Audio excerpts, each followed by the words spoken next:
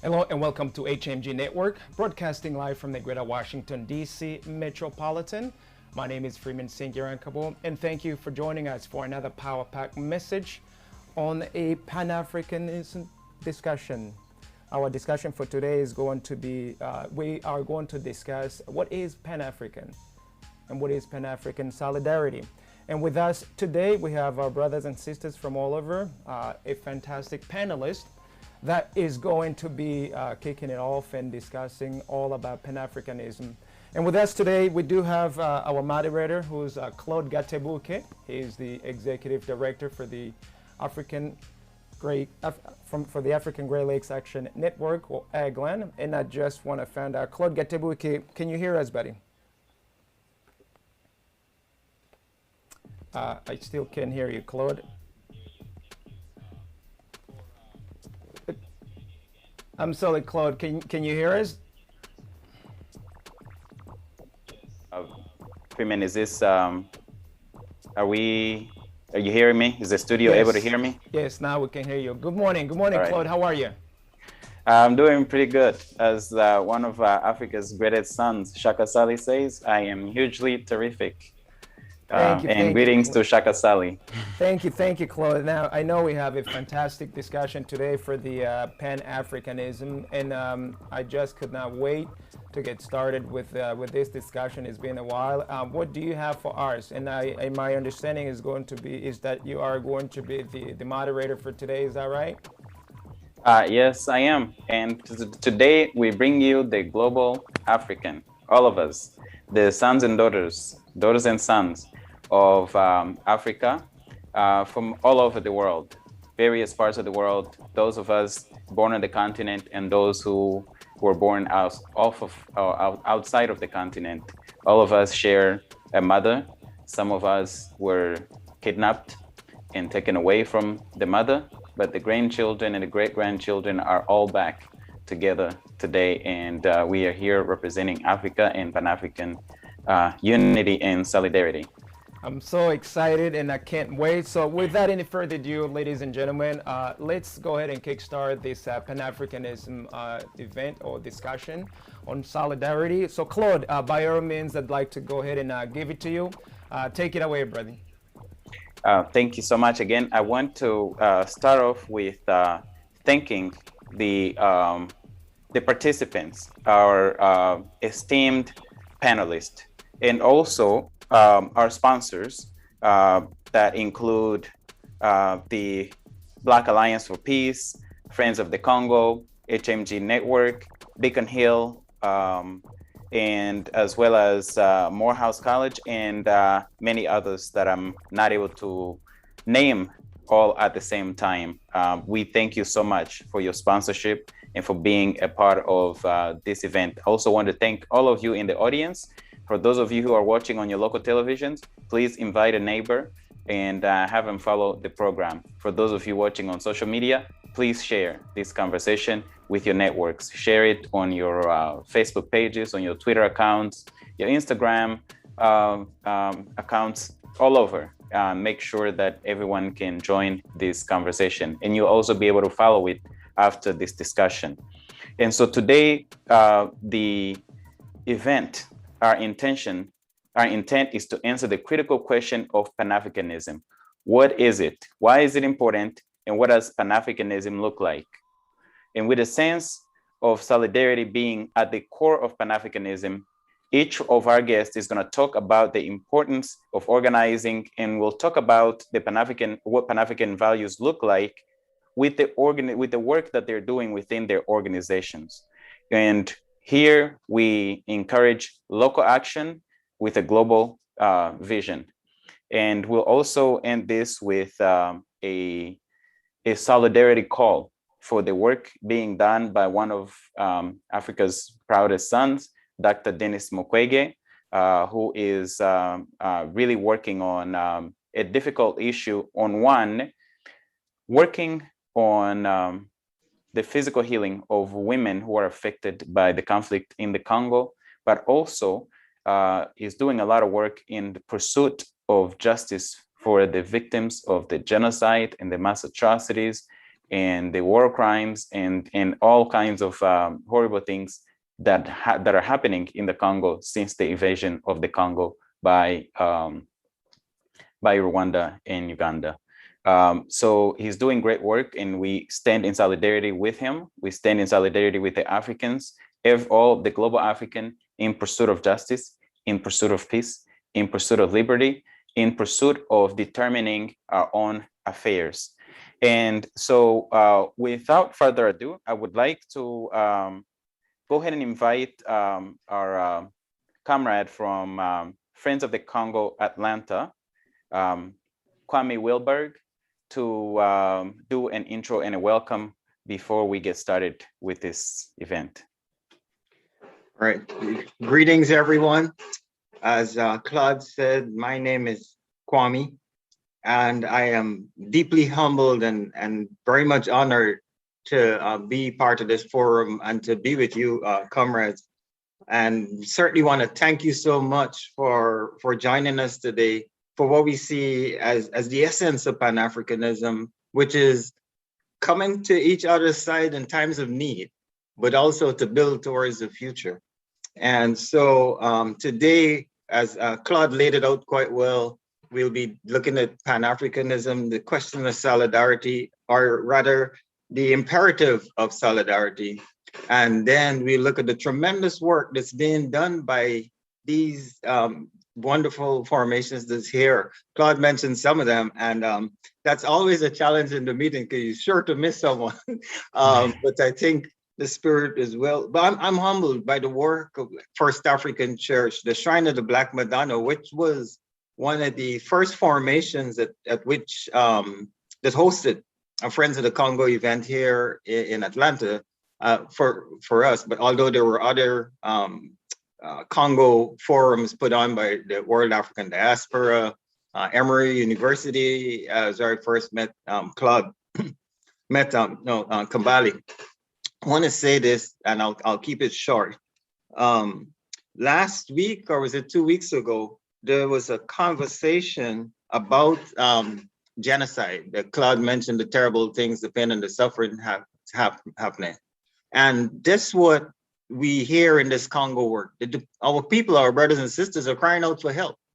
Dr. Mukwege answered that call, and we need to let him know that he's not alone. This is the imperative of solidarity. Will we answer when our family calls for help? And this is it. It's so essential. And I think this is what Dr. King talks about, that let me be remembered that I heard that cry and I answered that cry. It's in the spirit of that. I don't know how many of you had a chance to hear the conversation with Claude, the sister from Rwanda and the sister from Myanmar, I think. And they said that the thing that they need most is for people to come to their side, so they're not alone, right? And I certainly, I'm deeply humbled, as I said, by the work that all of you and your organizations are doing. And how do we say thank you? So I'm gonna hand over to you, but before I do, I'm just gonna read a piece from our ancestor, Patrice Lumumba, because this solidarity work is informed by his sensitivity, by the noble observations of Dr. King, as we mentioned. And Lumumba said, as you remember, we are not alone. Africa, Asia, and the free and liberated peoples in every corner of the world, of the globe, will forever remain at the side of millions of Congolese who will not abandon the struggle until the day when there will be no more colonizers and no more mercenaries in our country. And in the words of Peter Tosh, we're not gonna give it up. So I wanna say, sometimes it looks dark, whether it be in Ferguson, whether it be, thinking of the terrible slaughter of George Floyd, whether it be the terrible suffering in Brazil or Darfur or Western Sahara. But that's why this is so important, that we stand together. We will not be divided. The Ma'afa will not occur again. We'll continue, in the spirit of Sarah said, to put the pieces back together. So I want to stop before I keep going on about it, and you guys will get to talk. Thank you. Madasip Santisana, much love. Thank you, Kwame.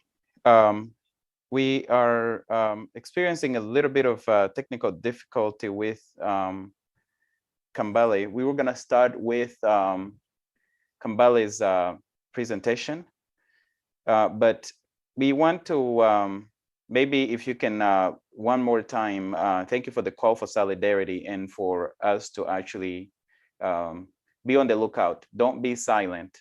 But I wanted to ask you one more time to take a shot at just briefly sharing the understanding of what is Pan-Africanism while we work on the technical issue that we're dealing with Kambale. You speaking to me, you know, because Yes. when we say Yes, you in the Kwame. African world, it's I and everybody. Yes, Kwame. And so okay, so you know, Malcolm X, you know, we're moving in this vibration of all the things that we've been given, right? That we are connected, that it is a pushback against the intent of the Ma'afa to divide us, right? So I would say this Pan-Africanism, for me, are principles that guide our response to oppression, but more importantly, the pursuit of our human capacity to create a world that's truly representative of the very best in us. Because that's what we've been given by our ancestors. In times of great struggle, they still created a tremendous world. So I would just say the principles of Pan-Africanism. One of them has to do with humanism. The recognition that that's what the Ma'afa, that's what they were trying to somehow suggest, that we are less than, that we didn't have the capacity, and therefore the terror that was visited on us was we somehow deserved it. So we're saying, no, the humanism in Pan-Africanism says that we recognize it. And of course, coming from the cradle of humanity, right? And the other principles have to do with how we look at our relationship, not only to each other, but to the environment. So I think we have Kambale, and I think we might have lost Elder Takuma. Yes, Kambale's made it. Elder Takuma's here also. Kambale, if you could get us going on the question of what is Pan-Africanism? What are we called to do within Pan-Africanism as we get this event going and this activity going? As part of this event is part of Africa Liberation Day, which is May 25th, and also Africa Solidarity Week, which is all week next week with hundreds of events organized by Africans Rising, with its over 800 organizations and over 30,000 members. And we are looking, this is we're doing a part of the work in participating in this work. However, there's a lot of other activities that we invite you to also participate in. But with that, Kambale, what is Pan-Africanism? What does it call us? What are we called to do as part of Pan-Africanism, Pan-African solidarity? A few years ago, I would say probably 3 or 4 years ago, I was in Tanzania and I had a meeting with Professor Issa, and we had the same discussion. The question was, what is Pan-Africanism? Do people of the African continent feel Pan-Africanism? I understand what it is. And he gave me one of the simplest answers. He said, the people of Africa know Pan-Africanism. They live it. Look at how they travel across borders, how they provide solidarity with one another. Especially, I'll use the example of Senegal. It's one of the countries I've visited. When you get there, it doesn't matter which country you're from, you feel at home. At the current time, I'm also feeling at home. I am in Ghana, in Accra, Ghana. But from an ideological standpoint, many people have provided a definition of what Pan-Africanism is.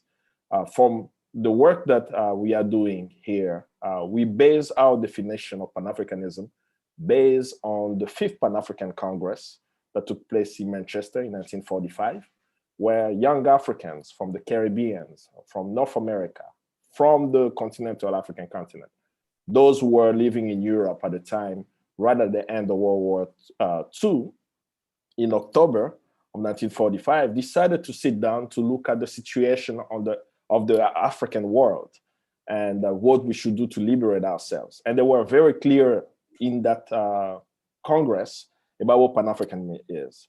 They based the unity of African people on two principles, not just continental unity, which we see now described with the governmental unity that's presented at the African Union, but they based it on the control of the land and resources. Kwame Nkrumah was one of the prominent persons to push for that. He said, the liberation, the independence of Ghana is meaningless if it's not tied to the entire liberation of the African continent. And what he actually meant was, it makes no sense that African presidents are running to France, just as they did this month, to meet with Emmanuel Macron, talking about that there is an African unity when they don't control their land, they don't control the resources, they don't exploit these resources and taking the proceeds of the exploitation to share with the ordinary people. So the unity that we promote, that we believe is Pan-Africanism, is beyond just the bureaucratic governmental unity. Is a unity that's based on the control of the land and the resources. And then we go back to some of the blocks that were fighting for ideological grounding, the Casablanca group bloc and the Monrovia bloc, right? Saying what will be important. In 2021, looking at the debate of the 40s and the 50s, should we have a united government of the African continent looking for the interests of the people? Or should we have national liberation struggle where we achieve national independence and have states, which was what the Monrovia group was actually pushing for? Today we say we need a continental engine. And that continental engine, Kwame Nkrumah laid it out very well at the founding of the Organization of African Unity, which we call African Union today. In May 25th, 1963, Kwame Nkrumah spoke in Addis Ababa. He laid out the plan for a united Africa. He laid out the need for having a united government. He laid out the need of having a common currency, a military force that will protect the interests of the people. And we look at Africa today, we see the dysfunction of the state because one of the major engines that Kwame Nkrumah wanted to see was a movement of the people. We have the movement of governments with an entity called the Organization of African Unity, which is the African Union today. But he also understood that it was important when you have state institutions to also have a people's movement. The All African People's Conference that he called for in 1958 was for that. He wanted African movements to come together to be the checks and balances of what governments will do, how you will hold governments accountable, these multilateral institutions that we are building. Now in 2021, what is happening on the African continent? Is the African youth aware of what Pan-Africanism is? I strongly believe that. I think I'm hearing an echo. We're having technical issues with your sound. There's an echo. Could we check the microphone? Could we check the microphones and see where this echo is coming from? Studio, do you mind checking into this and letting us know? Should I try it? Go ahead, Kambale. Okay, I think it's I have my two mics on. Proceed. Okay. So as we look at the African continent today and looking at the struggle of African youth working to unite, I remember in 2010, young Congolese rising up in the town of Beni. I think it was actually 2010, around the time a few movements was happening around the world. Young Congolese started organizing all the way to 2011. 2011, we see on the northern part of the African continent, young Tunisians and Egyptians rising up, wanting a different change. At the same time this was happening, Young people in Gabon were mobilizing to challenge the change of power from the father and the son, saying, no, we have Ali Bongo, we need to have a different change. In the DRC was happening. Remember in Uganda, young Africans also were mobilizing with the work-to-work protests, which actually took a lot of people to the street to challenge the status quo in Uganda. But as these movements have happened, slowly but surely for over a decade, I'm noticing that young Africans are actually understanding the need to unite. Comrade Bonono of South Africa is from a movement called Abathlali Bas Mujondolo. It's one of the largest shack dwellers movement on the African continent. It's an 80,000 strong movement. Came to know this movement about a decade ago, in 2010 actually. We traveled, while I was with Friends of the Congo, we traveled to South Africa to speak to universities in Rhodes University and some of the universities in Johannesburg. I had a chance to meet with the leaders then a decade ago. When we spoke to them, they were clear about the question of the land. But what was very interesting about Flali Bas Mujondolo is while they were fighting around the question of control of the land, they actually had a solidarity campaign. Yes, they are in solidarity with the Palestinian people, but they had a very interesting solidarity campaign at Abathlali. And the solidarity campaign was the Congo Solidarity Campaign. So I asked them, why are South Africans mobilizing for the DRC? So what they shared with me was Congolese came to them, shared with them the story of what was happening there, the atrocities, the wars, that they, in the movement to control the land in South Africa, understood that what's happening in the DRC is not separate than the struggle. So they continue to do the solidarity campaign. And in the past few years, when there were xenophobic attacks in South Africa, they actually sent the movement leaders to sit in homes of Congolese that will sleep outside for days and weeks, protecting Congolese families in South Africa. They understood why they had to stand in solidarity with Congolese people. Unfortunately, earlier this month in May, the deputy president was arrested on false charges. They charged him with intent to commit murder. He's been released, so we are grateful that he's released on bail, but he still has to go to trial. And I witnessed the type of solidarity that came from across Africa for calling for his release. You had people in Senegal, you had people in Ghana, you had people in Kenya, all of them calling for a leader of a movement in South Africa to be released. So slowly but surely, Pan-Africanism is returning. The reason why Pan-Africanism is returning, and that'll be my last point, is the contradiction on the African continent is becoming so apparent. That contradiction, as I said when I first started, showed up when the French president, Macron, can organize a conference in Paris and have African presidents literally running as slaves in Europe to discuss the development of Africa. Tell me which African president today can summon European presidents to their country for a discussion around the development of Europe. At this present time, we haven't had the balance of forces to have this. Where are the African people in that? I know that African people, African youth are seeing this. They are connecting with one another. We understand that the people who are leading us today are not getting us close to Pan-Africanism, and we are struggling, we are connecting to make sure that very soon, this Pan-Africanism of the people becomes the strong reality that the forefathers and foremothers of Pan-Africanism wanted us to see, a united Africa under the umbrella of socialism. Thank you. Thank you so much, Kambale. I was going to summarize your points, but I actually want to just highlight how you finished and said Pan-Africanism and African unity is returning on the continent.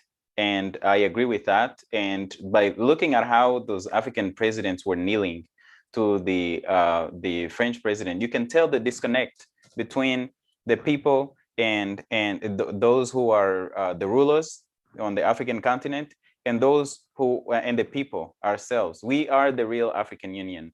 In fact, to me, when I look at what happened during the slave trade, for me, those presidents are kneeling down to Western leaders to tell them what to do with our people, with our resources, with our on the continent, are the same as those who sold our sisters and brothers into slavery. They're selling out. They're selling us out. But good thing that Africans are waking up all over the world, not just on the continent, but everywhere.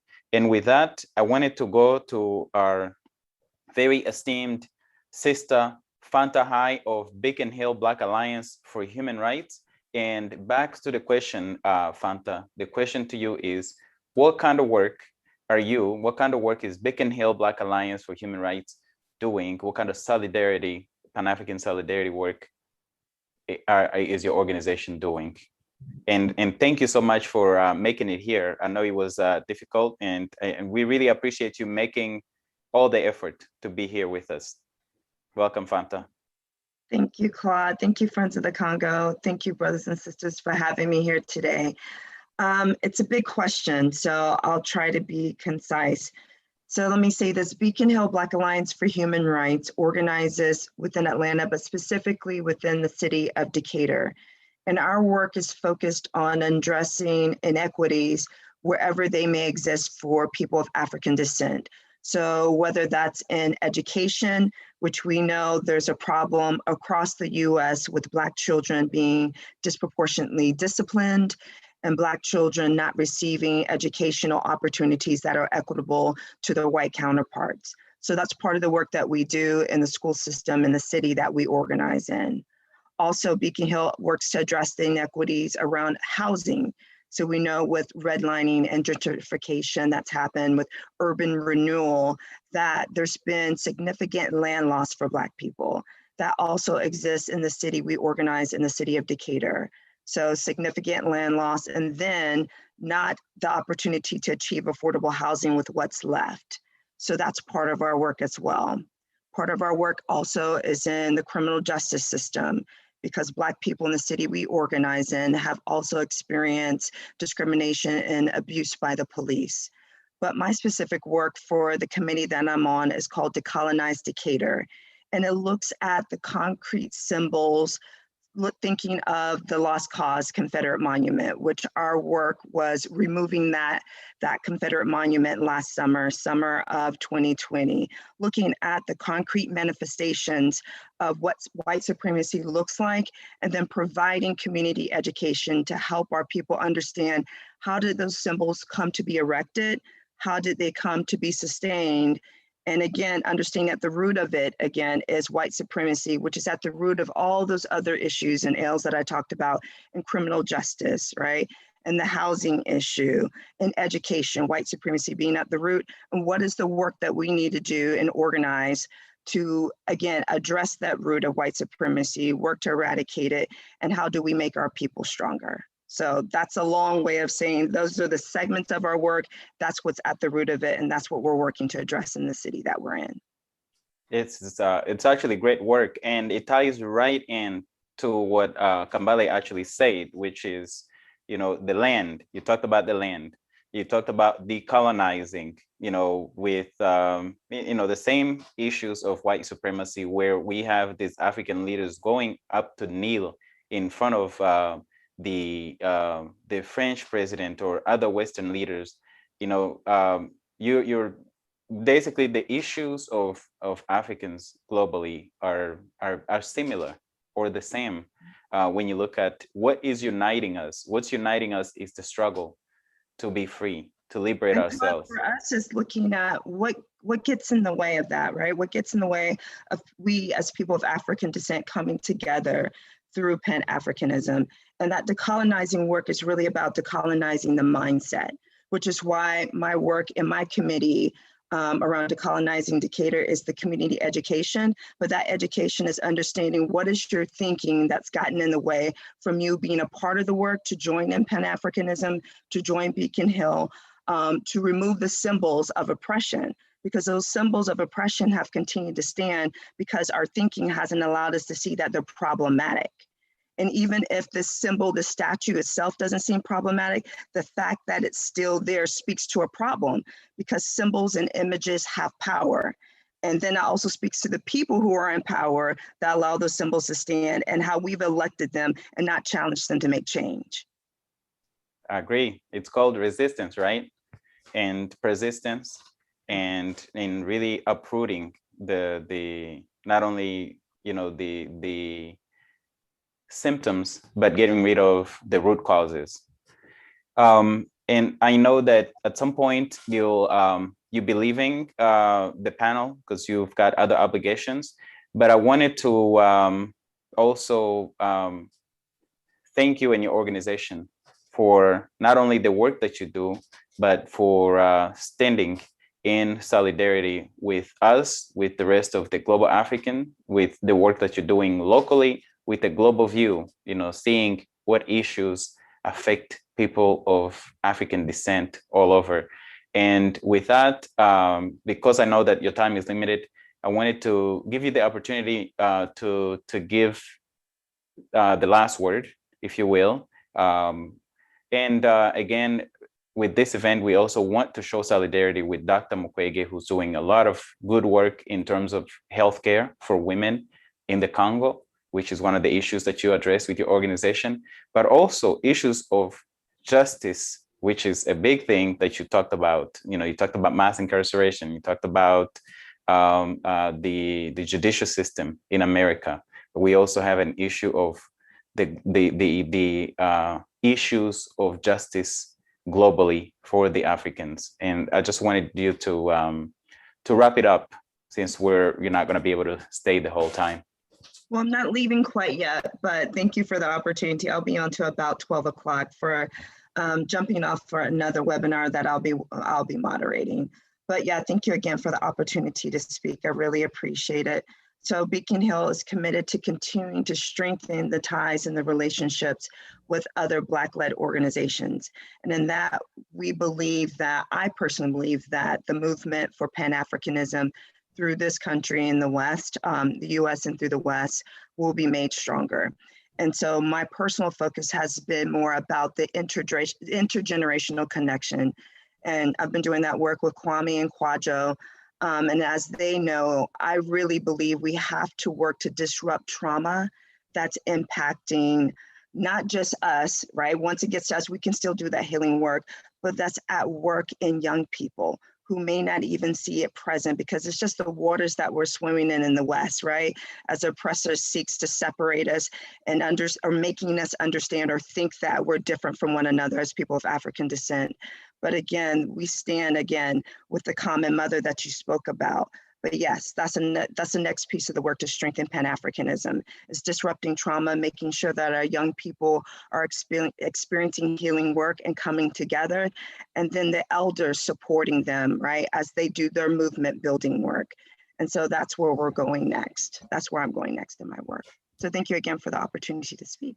Thank you, Fanta, and we'll likely come back to you before 12 o'clock. However, we do want to continue and proceed with the program, and follow up your presentation with Brother Carvel Bennett of First African Church. And I really love the diversity of, you know, this panel. We have historians, we have the clergy, we have people who are doing human rights, we have educators, we have media, you know, the whole nine, and we have people from pretty much every part of the world that has people of African descent, and this is beautiful.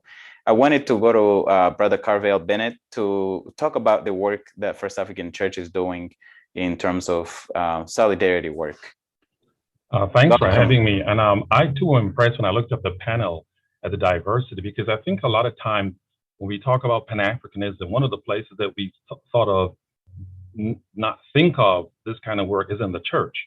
And I think when I listened to my sister, Fante, she was bringing up some very interesting points.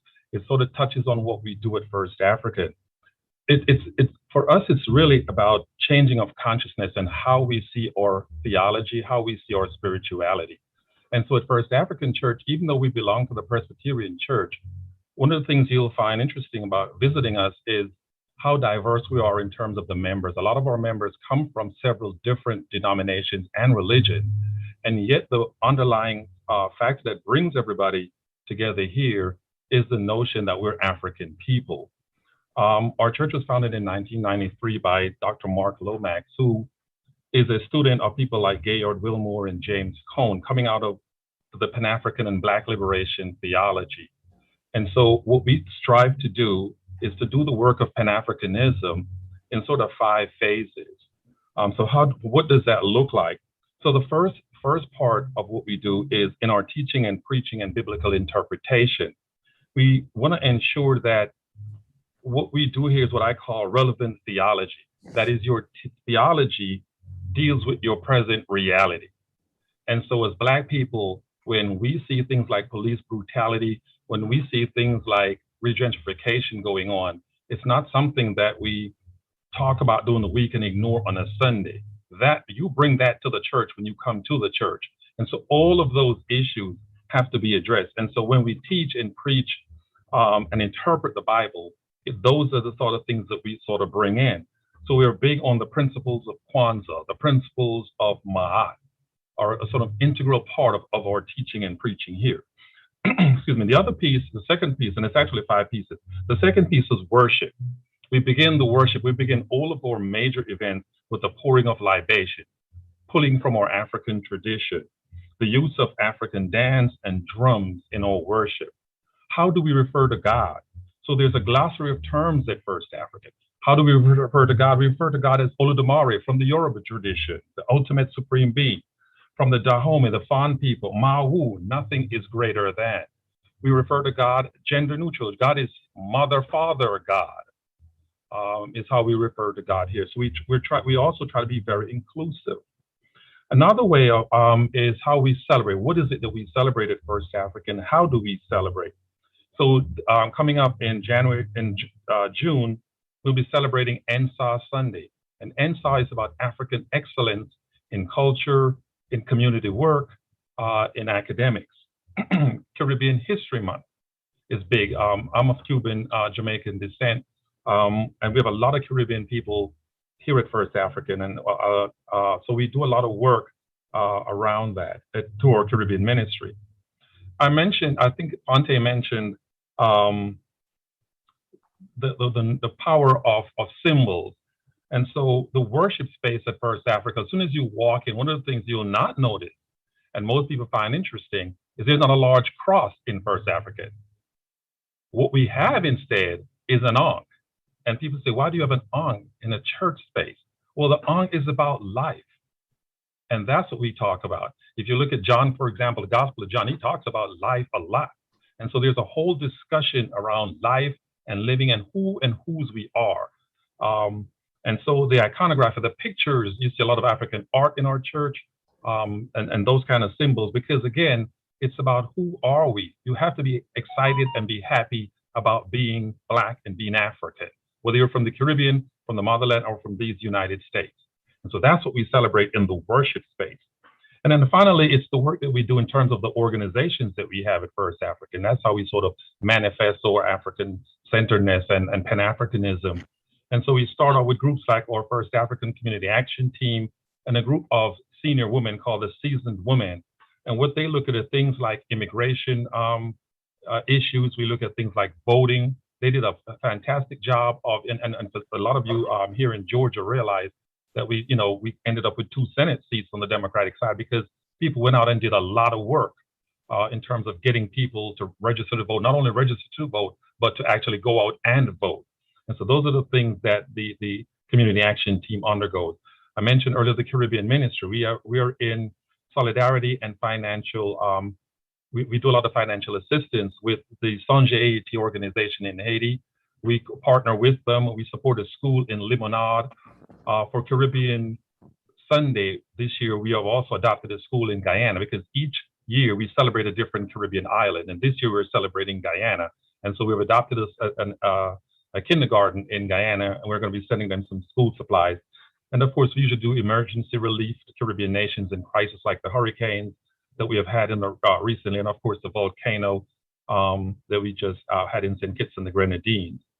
We partnered also with a group of cooperative coffee growers in Cameroon, and we sell Camboyo coffee. We do Creation Care, which is our advocacy group for environmental protection. And we have a community garden where we do green initiatives, and we teach the community how to garden, whether they just want to plant flowers to make their property look better, or if they want to actually grow produce. We do that kind of work here. And of course, we partner with the Friends of the Congo. When we first met Kwame several years ago, we did a whole Bible study around when he told us what was going on in the Congo. Most of us didn't know. And so we did a whole Bible study around what does it look like? What are some instances in the Bible where women who have been marginalized and degraded, that we sometimes overlook because this is the Bible, and we sort of shy away from that. So we took on those issues and used biblical texts to say, this is our reality as African people. And so we have to address that. And the God that we serve is a God that always advocates for the marginalized. And so those are the sort of 5 areas and the ways in which we see Pan-Africanism. Well, thank you for that. Always advocate for the marginalized. I love how everybody's finishing up your talk. And the biggest takeaway I have here is when you are teaching is you make sure that it's relevant to the issues of the day. You don't just stay in history or just preach, but you actually want to do the work that you're preaching. In addition, you're also connected to communities all over in the Caribbean and the African continent. We do have a question here, something that came from the webinar. This is, and thank you everybody that's watching through the webinar through Zoom. We've got, looks like about 30 people watching. There's a question from someone named Kara Lincoln, said, thank you for welcoming me. You speak a lot of truth and I agree, but may I add a lesson? I too have been guilty, unaware, and still learning. I submitted yesterday with you that I posted to the UN regarding Palestine and spokesperson from Pakistan. I did not speak of solidarity as you this time, as I do understand you, but feel we need to transition to these people that have been dysfunctional, corrupt, etc. And one thing they know is control and money. So I share scaling with our agroecological systems, along with startup plans, prioritizing sink toxic mines and acts to then have transparency of local, maintaining the startup plans, so then locals plans to follow welcome good investors. So there's a lot more here, but it ends with a question, and I'm assuming it's either to Fanta and Brother Carville. It says, but please, a few thoughts.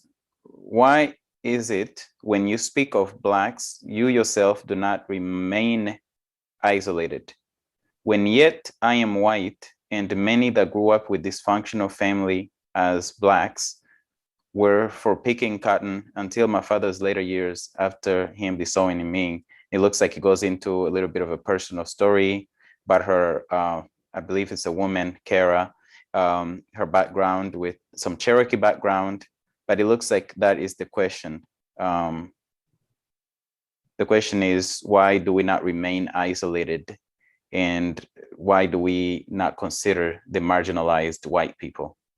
So would either one of you like to answer the question? Maybe you both can take it. Yeah, I'll attempt to answer it. One of the things that we do talk about at First African, and I heard you say something about Cherokee. About 2 years ago, we realized that there was at least one person in our congregation who is of African American or of African and Native Indigenous Cherokee descent. And so we have started doing some work with that group as well. A lot of times when we talk about marginalized people at First African, we do talk about white people. I think sometimes what we think is that we are exclusive, and we've never been exclusive. But what we do focus on, of course, is people of color, because that's who make up, we're 100% of people of African descent here from the diaspora. But when we do talk, when we do work and we do talk, a lot of the work that we do does include marginalized people, whether they're white, black, Asian, whatever. Again, we're all about how is it that we can uplift marginalized people and disenfranchised people. I'll share as well. Actually, part of the work that I do with my co-chair, Paul McLennan, who is a white ally who's worked with Beacon Hill Black Alliance for Human Rights from the beginning, is addressing issues of intersectionality. And our specific committee work is now and has been more focused on since last year of looking at the issues of oppression as connected to people who are indigenous to this country, with the belief that the land had to be stolen from indigenous people. And our ancestors, our African ancestors, stolen to work this land to build this plantation economy. So a lot of our committee work is around that intersectionality, coming back to what Brother Carville said in the mention that the sister mentioned around the experience of those who are of Cherokee. So we do address those intersectionalities. Coming back to what I said earlier, at the root, we do believe that white supremacy is there, and white supremacy impacts all people, even white people with affluence or white people who are poor. If you don't support the white supremacist ideology, then again, it seeks to take you out as well. So whomever white supremacy may impact, which is all of us, we're working to address those issues. But we are people who specifically organize for those of African descent because we have been so disproportionately impacted by white supremacist policies. Thank you both, Fanta and Brother Carville Bennett. And if anybody else would like to jump in on this question, I'm almost thinking that Brother, Dr. Sam Livingston probably has something to say about this. And I just want to refer to the book. It's called America and the Age of Colorblindness, Mass Incarceration. It's about mass incarceration. It talks about that, the history of marginalized or poor white people actually being used by the system of white supremacy to continue to control, which was part of the question, both the people and the money and the land and all of that. So I think it's important to understand that doing this work is supporting all oppressed communities, and our focus on the marginalized. We also put a big emphasis on the people of African descent because we see how they've been affected and deeply affected, going way back to hundreds of years. If anyone else would like to jump on this question and add your comment. Just briefly, and I really need to beg your pardon for not doing this at the opening of this space, because this, just like we pour libation, we call on the ancestors, they are very sensitive to the space in which we stand. Here in Georgia, as you know, this is the start of the Trail of Tears. And if Fanta knows better, the displacement of maybe the Muskogee people, and so our ancestors in the humanist dynamic of Pan-Africanism would have recognized that this land is there. So this sense of time that the past is with us, that we're, the history is yet to be made. So we're duty bound, and again, I beg your pardon for not paying tribute to the first people in this land who are still in struggle. And I believe that the question of Black liberation, the question of Pan-African solidarity will, inside this Turtle Island, will not be fully resolved until the issue of the genocide against the indigenous people has been dealt with. Agreed. We are on indigenous land, indeed. And the Trail of Tears did start in Georgia by Andrew Jackson, former U.S. President Andrew Jackson led this, the Trail of Tears, which was a horrible crime against humanity and genocide. All right, so let's continue moving forward with the program and bring to the stage and welcome Salome Ayua. Sister Salome, please do share the kind of work that Black Alliance for Peace is doing, solidarity work that Black Alliance for Peace is doing. Thank you all for having me here today. I hope you can hear me okay.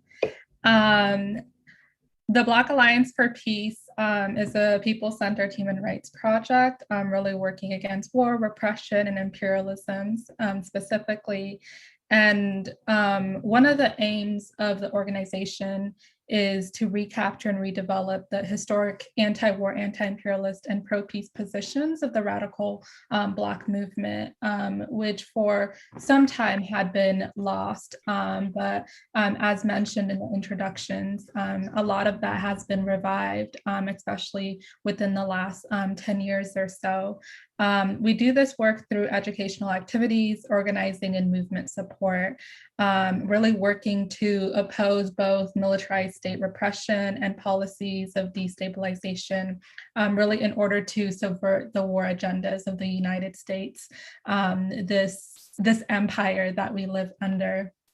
And so three programmatic pieces of kind of this empire that we're really looking at are GILI, which is the Georgia International Law Enforcement Exchange, 1033 program, which allows state departments, police departments to get access to excess military weapons in order to use on folks domestically, and AFRICOM, which is Africa Command Program, which is a program that was started under Bush but expanded under Obama. I'm going to go a little bit more in depth into each of these programs and then give an example of a piece of solidarity work that's taken place.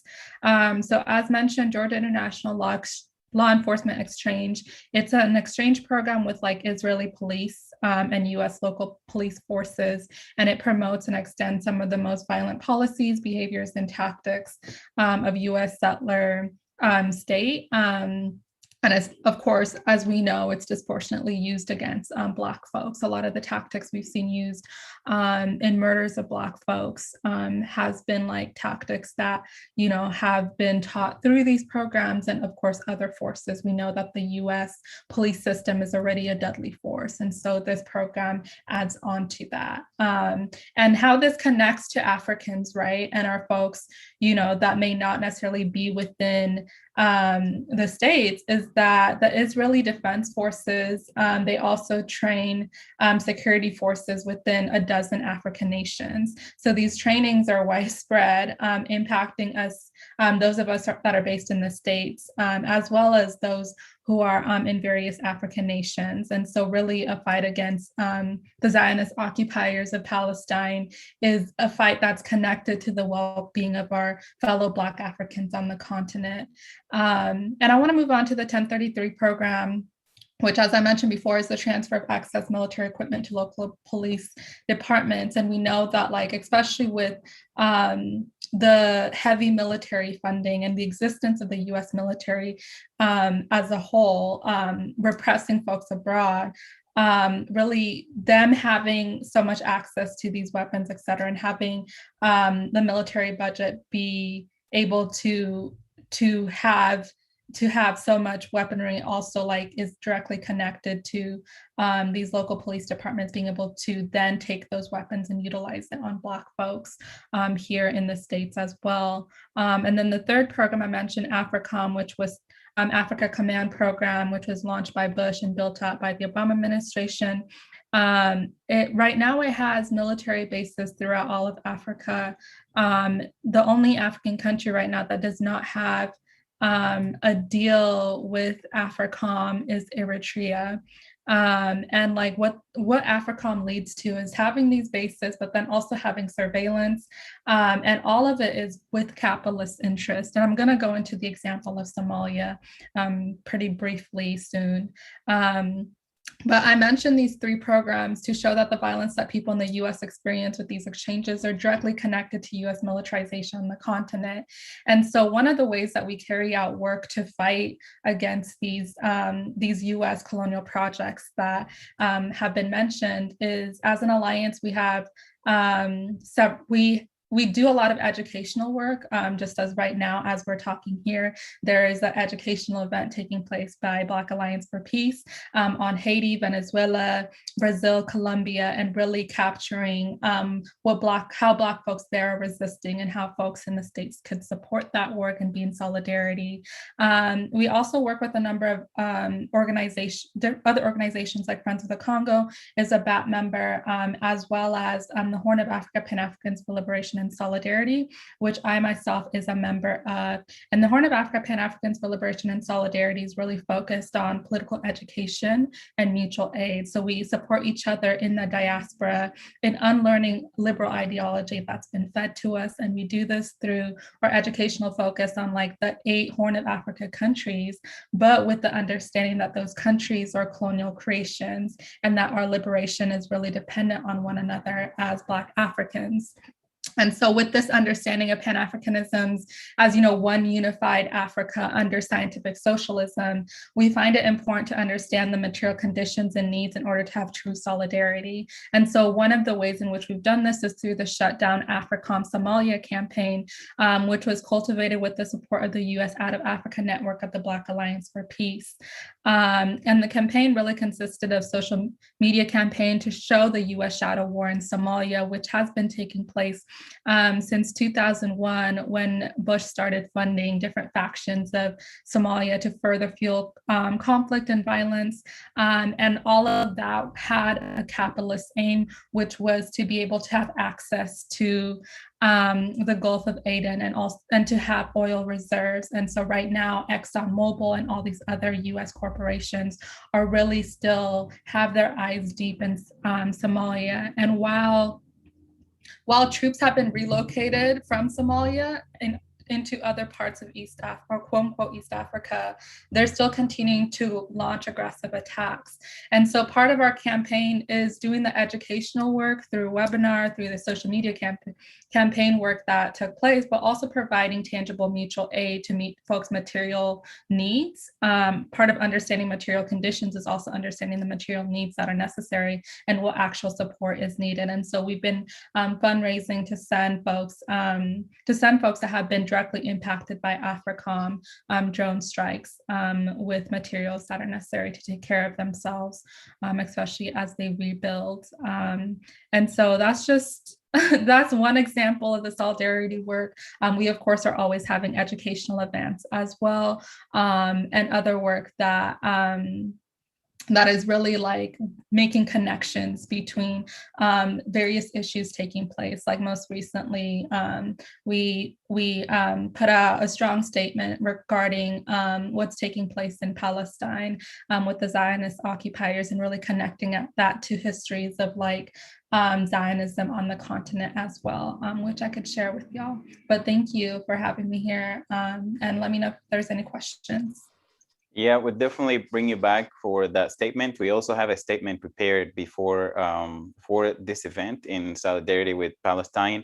But before Brother Carvel Bennett takes off and Fanta Hai take off, just wanted you to share with those in the audience, how can they actually reach you and be a part of the work that you're doing? Yeah, so I don't know if I think the chat is disabled for now, but I can put it in the Q&A box. I have some links to, if any of y'all are on Twitter for the Horn of Africa Pan-Africans for Liberation Solidarity, our Twitter is HOA_PALS, PALS. And then the Twitter for Black Alliance for Peace is Blacks, 4 Peace. And so those are ways, or like just looking up Black Alliance for Peace will also direct you to the website, where we have plenty of webinars, materials, etc. Like all the webinars have been recorded. And so you're able to get solidified there. Thank you, Salome. I hope you will stay a little bit longer, but we do want to ask everybody that's following to do follow Black Alliance for Peace. And say that one more time, the Horn of Africa. Yes, it's HOA_PALS on Twitter, PALS, and it's the Horn of Africa Pan-Africans for Liberation and Solidarity. Alrighty, thank you. And Fanta and Carvel, would you please share? Sure. If you'll go to beaconhillblackalliance.org, you can stay connected to the work that we're doing. Also, if you follow us on Facebook, you can see events and webinars that we have upcoming, one of which is this afternoon at 1 p.m. on land acknowledgement. That's in conjunction with Agnes Scott College and City of Decatur. And so we have the esteemed Dr. Craig Womack of Muskogee Creek man who's at Emory University, who will be speaking along with some other great speakers. But yes, beaconhillblackalliance.org and follow us on Facebook. Thank you. All right, so when we leave this event, we're running right over to your event. And yes. Yeah, first of all, I want to say thank you for having us. First African Church is always going to be a part of whatever Friends of the Congo is doing. I'm sure Kwame will keep us informed. For those of you who are interested, feel free to visit us at firstafricanchurch.org, and that's African with a K. One of the classes I teach is a new members class, and I explain why we spell Africa with a K, but it's firstafricanchurch.org, and feel free to visit us at any time. Thank you all so very much for having me. Thank you so much. We do have some additional comments that came in the Q&A.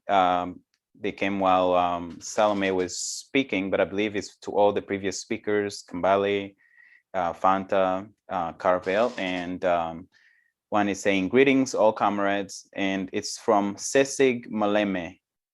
And it says, greetings all comrades, and thank you for bringing this kind of discussion or debate. It would be good if we will keep and continue with this discussion. We can learn some of us about the history of our leaders, that they wanted to see the continent be, but with selfishness of our presidents looking for themselves, not the people who live on the continent of Africa.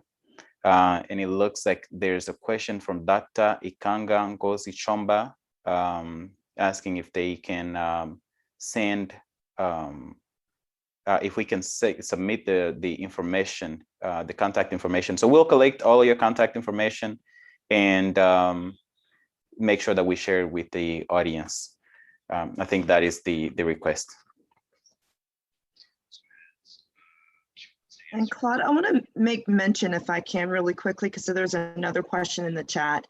Yes. The same individual who you posed the first question for, and she was defending good police or a good police officer, saying that all police are bad.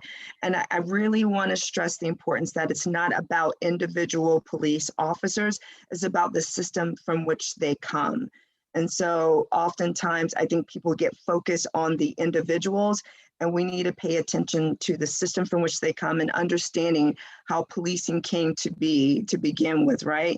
To be able to retrieve slaves who were stolen, right? Who were trying to run away to freedom.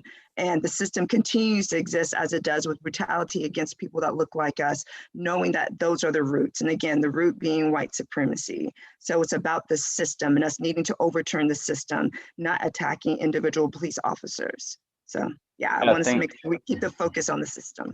Thank you for that. And sometimes I use the example of gangs. Just because somebody is a nice person that's part of a gang that's wreaking havoc someplace, then it doesn't change. That's still a gangster. They're still part of a violent. They're still part of violence. So somebody could be nice as the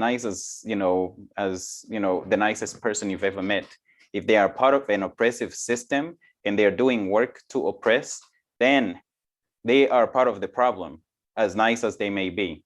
And I think, it's not about the individual, as you said, it's about the system.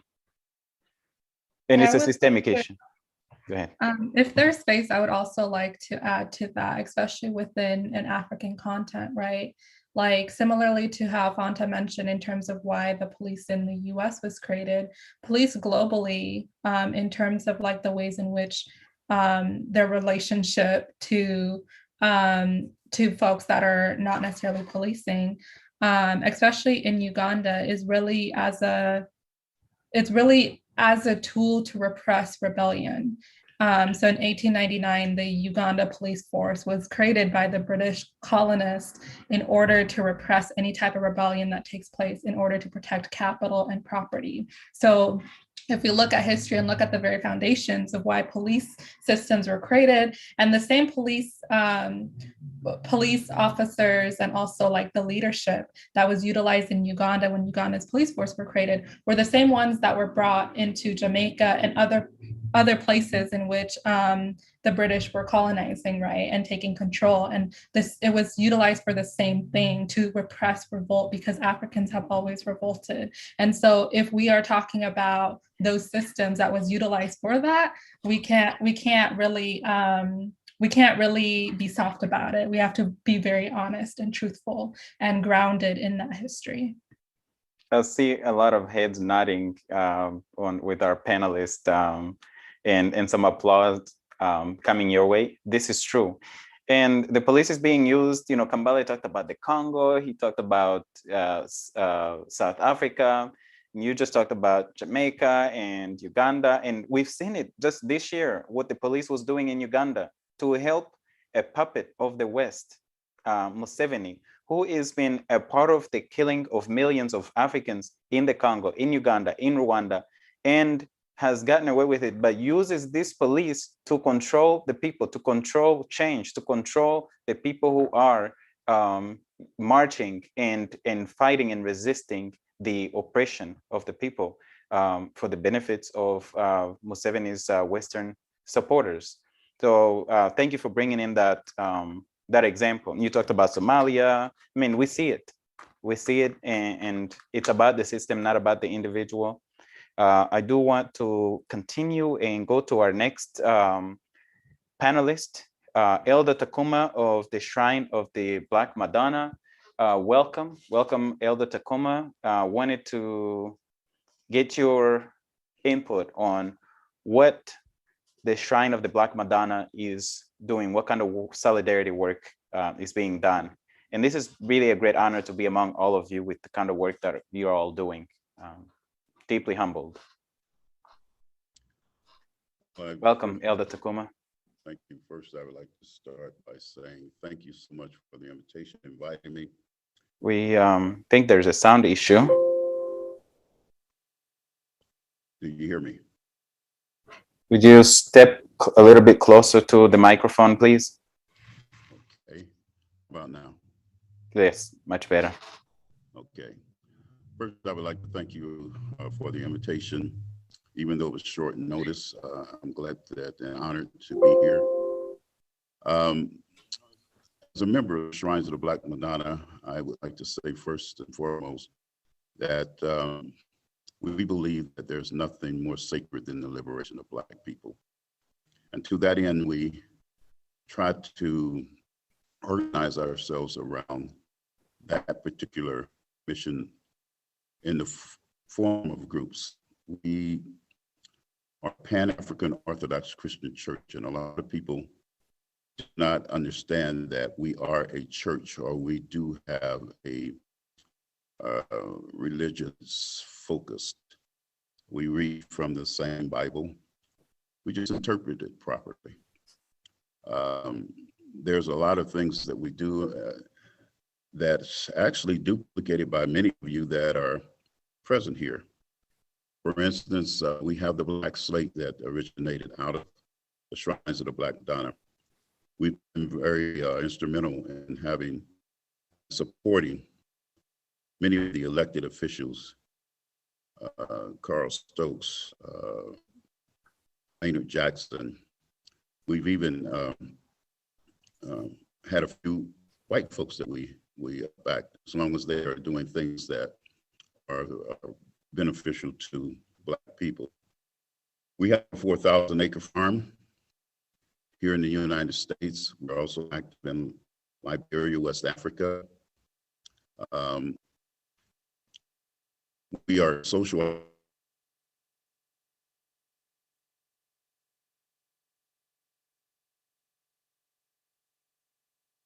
So we are having a little bit of technical issues with Elder Takuma.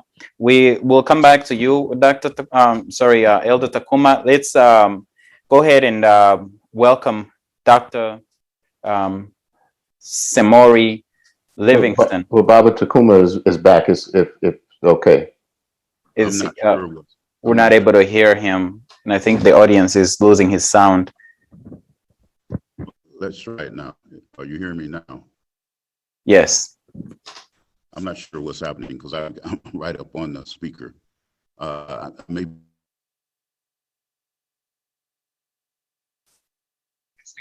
Yeah, we're having connectivity issues. Dr. Livingston, if you would please, while we work on connectivity here, talk about the work that you're doing at Morehouse College. And that's the reason the solidarity work that you're doing. Correct. I got involved with the Friends of the Congo because they have a very active youth movement. We realize the importance of the next generation. We must leave them.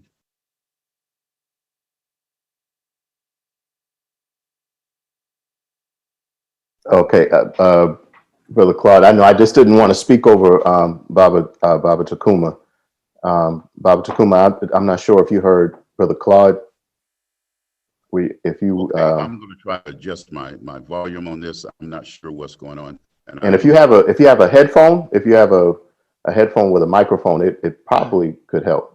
I intended to bring we're losing connectivity. I think it's a connection. Oh, okay. Yeah, that's why we're having issues both with the image and the sound. And we wanted to just go ahead and proceed with you, Dr. Livingston, while we take a look at the connectivity issues. Okay, I will. I'm always very, very humbled when I'm, if I'm serving on a panel with activists, like dyed in the wool, proven activists like Baba Takuma, like Sister Benedict, and their work with Lekama, like Brother Kwame and everyone here, Sister Salome and Sister Fanta, because I'm trying to be a scholar activist, but it's a work in progress. So the work that I do mainly falls in three areas. It's in research, teaching, and service. And in terms of research, the work that I'm doing right now is on preparing two book projects. And it sounds like, oh, you're working on two books at one time. No, but they've been developing so long that they tended to cross over and to bleed into each other. The first of those is a project called the 1526 Project. And it's intended to address some of the issues that the 1619 Project didn't address. And number one is the fact that, Africans don't arrive in this country. First of all, we say that Africans didn't arrive in this country during slavery at all. But there's evidence that African people actually journeyed into the Americas and that small numbers of us actually made it into North America as well. So we have to acknowledge that. But when our enslaved African sojourn begins, actually is in the year 1526. In that year, I won't tell the whole story, but 100 enslaved Africans brought to the area of South Carolina and Georgia. And they quickly and promptly did two things that deserve attention, and I think that speak to this issue of Pan-African solidarity. First, they struck common cause with Native Americans, and they actually supported the efforts of Native Americans to free themselves of the Spaniards as quickly as possible. And the way they did that, of course, was by launching a slave rebellion. The first recorded slave rebellion of Africans in America is in 1526, the very first year where we set foot on this continent. So the 1526 Project is dedicated to examining those themes of resistance to white supremacy, to oppression, and to examining the relationships between African Americans and three critical groups. Those are, of course, Native Americans, with Caribbean folks from the Caribbean. Those would include, of course, Africans and the natives in the Caribbean, from which the 1526 Africans were brought. Those were Africans, but they were first brought to the island of Hispaniola. So that connection to the Caribbean is critical. and one that we definitely need to explore much more clearly. And then thirdly, the relationship with the continent of Africa and how 1526 and the century of the 1500s, the 16th century, was really a pivotal turning point in African history. So I see that one of my colleagues, Dr. Natasha Walker, is here with us, and she's actually one of the contributors to the 1526 project. So thank you, Dr. Walker, for being here. The second thing that we do, that I do in terms of teaching, I teach a lot of courses, but one thing that connects with this work, especially with Friends of the Congo, is something that we've built called the Congo curriculum. And the Congo curriculum is an attempt to, and if I could actually just share my screen, I wanted to share just an image briefly. And I think that right here. It's an attempt to have our students understand the connections between their history and the history of Africans, especially in the Congo. And we want them to, of course, understand that between 46 and up to 54% of enslaved Africans may have actually been brought from the area that we call Congo and Angola, and especially due to the intense warfare. And Brother Claude, you should recognize that yourself in that picture. Yeah, I see myself there in the picture. This was one of the last times that we met in person and held the Congo curriculum. And the guys, I teach at Morehouse, all Black. What I think is the only Black HBCU, all male Black HBCU. And the guys really learned a lot, not just from the reading in the book, but from hearing your story, Brother Claude. It was transformative, I'm telling you. Thank you for having me.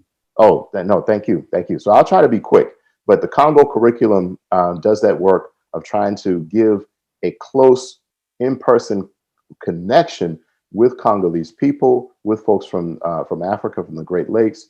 I know, Brother Claude, your story and the connections with Rwanda really brought across those connections and how those political histories do connect, which is the essence of Pan-Africanism.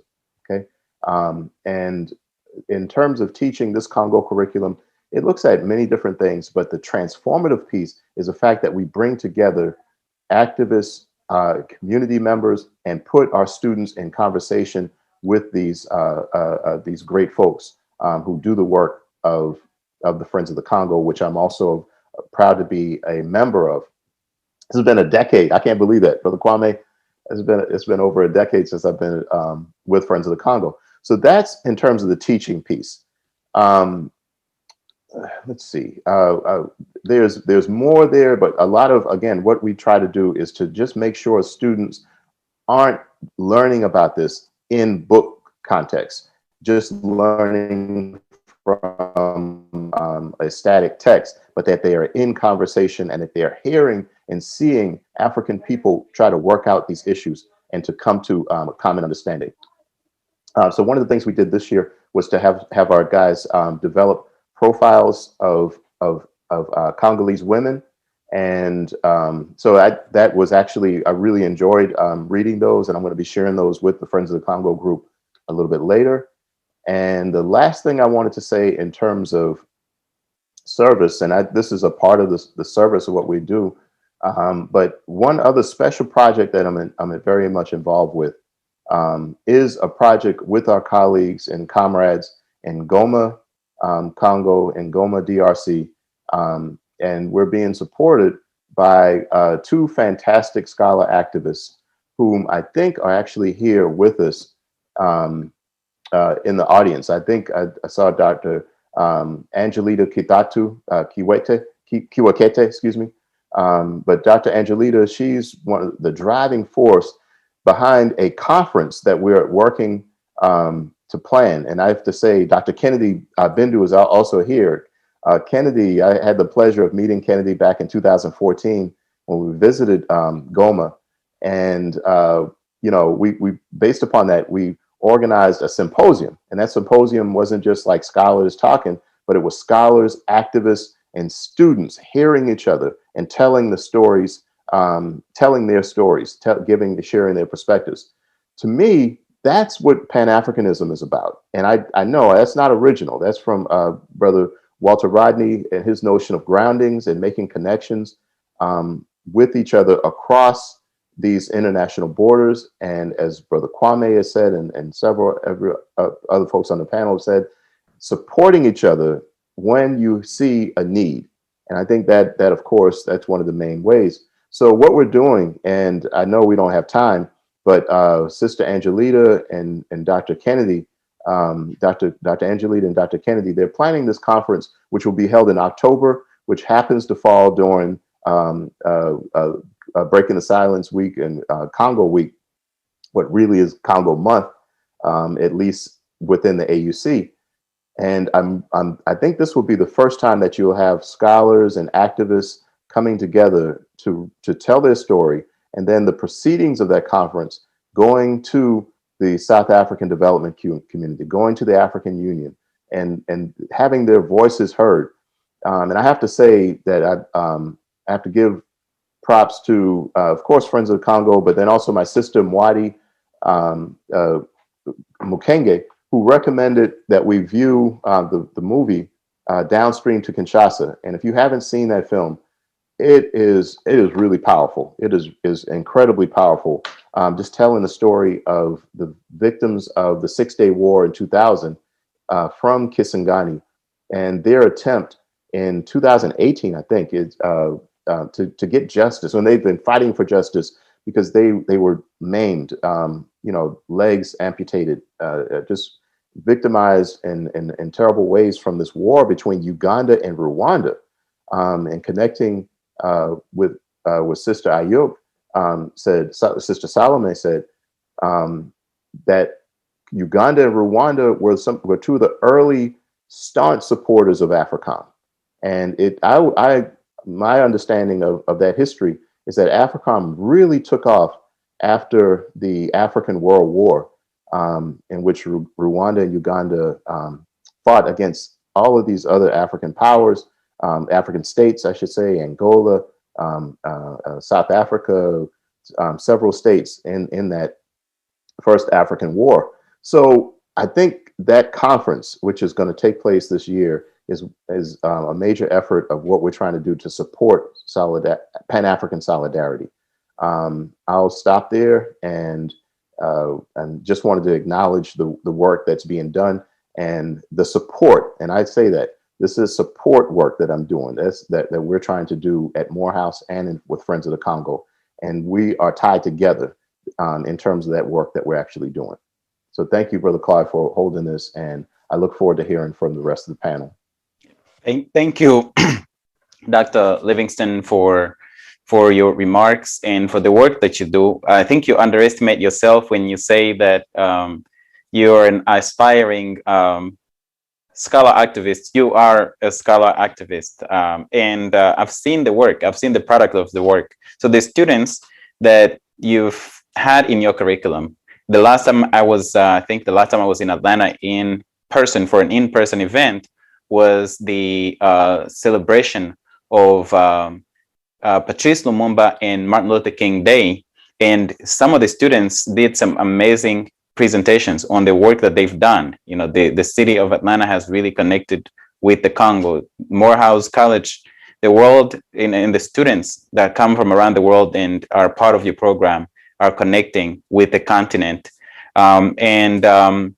You know, without taking too long, I do want to take it downstream to Kinshasa and welcome Sister Benedict BK Kumbi to talk about the work that that COPAX is doing, the work that she's doing, the work that herself and Kambale and many others are doing to solidarity work with the people of the Congo, but really with the people of African descent all over, and especially the work to pursue justice so that there is prosperity.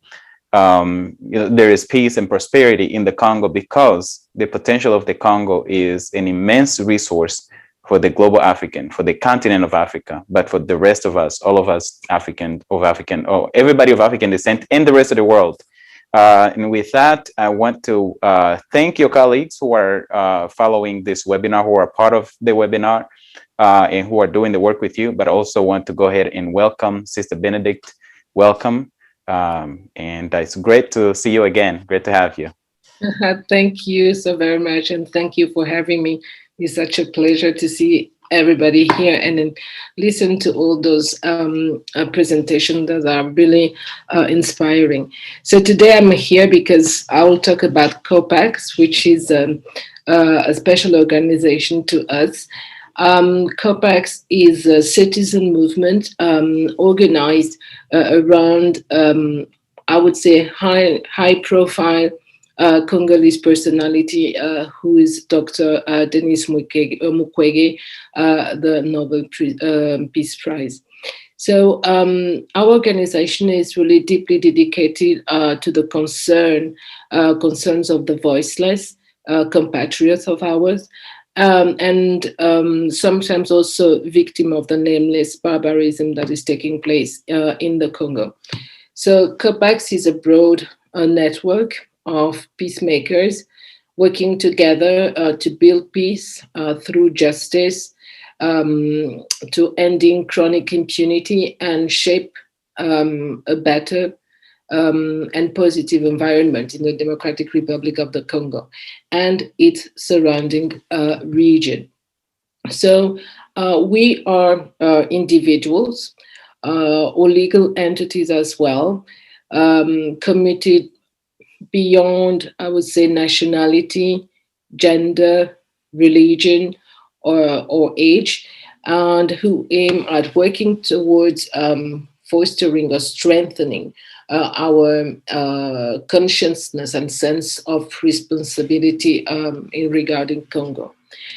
So we also lead advocacy. So this advocacy is for an end to impunity in the DRC through the establishment of appropriate justice mechanism.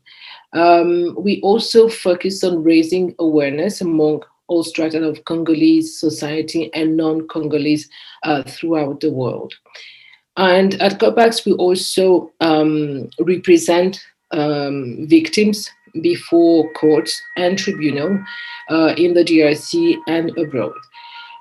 So in that respect, we aim at preparing and submitting the victims' files to the relevant courts. And we also have other activities like promoting sustainable development in the DRC by contributing to the emergence of positive economy for future generation. And I think that this point is critical because we know how much the questions of minerals in the Congo is dire. So we also fight against the illegal exploitation of raw materials and forests in the Congo, which, as I say, generates numerous crimes. So we answered the call of Denis Mukwege. We were individuals already working in many organizations, but we thought that it was important for us to really tackle the question of justice in the Congo, because it's all good, of course, to speak about those minerals, to speak about the land and everything, but without justice, how are we going to build a sustainable state and a sustainable nation? And it seemed to us really crucial to really tackle that problem. And I consider the work that we do a work that is aimed at bettering African future, because I always like to think about Frantz Fanon's famous sentence about the gun, that Africa has the shape of a gun and the trigger is in the Congo. And most of the time people think about that trigger like something highly negative, meaning that if there is an explosion in Congo, we are all going to suffer under it, which is highly true. But I would like also to think about Congo as the trigger of something new, of a regeneration, of a way for us to build a new Africa, because we all know that if Congo is at peace, it is going to really benefit all Africa.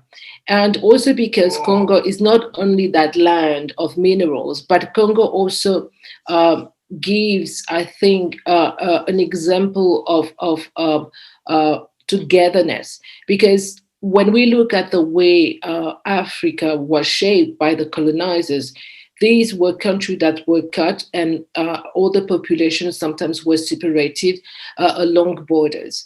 But when we think about the Congo is a land of fusion.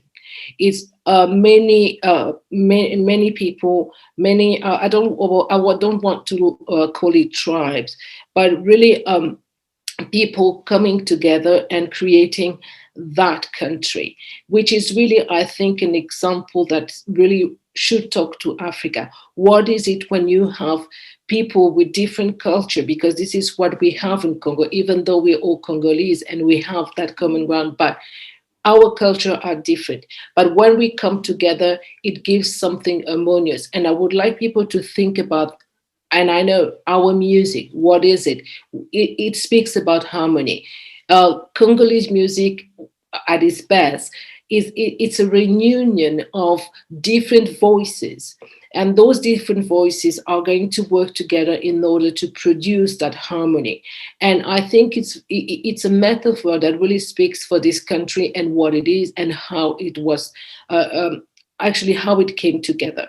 And in that sense, I would like to advocate here for all people to take interest in what is happening in the Congo, not only because it's a rich country with all those minerals and forests, and we need to preserve that, but because I think the first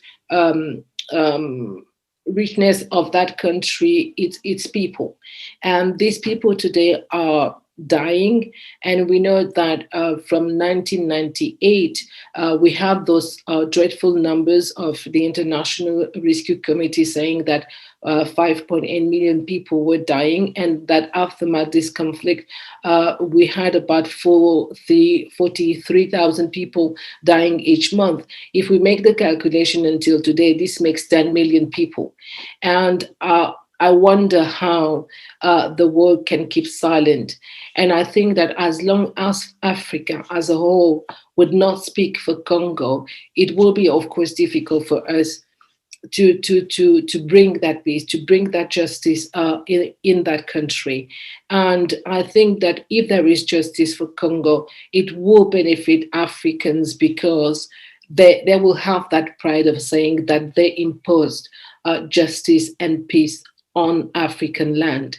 And that the question of the land is so important, because we know, and I take this example from the United States, where there was a concept that was talked about, the serial forced displacement, which happens with gentrification, and which analyzes how the Black population has been displaced along history in the United States.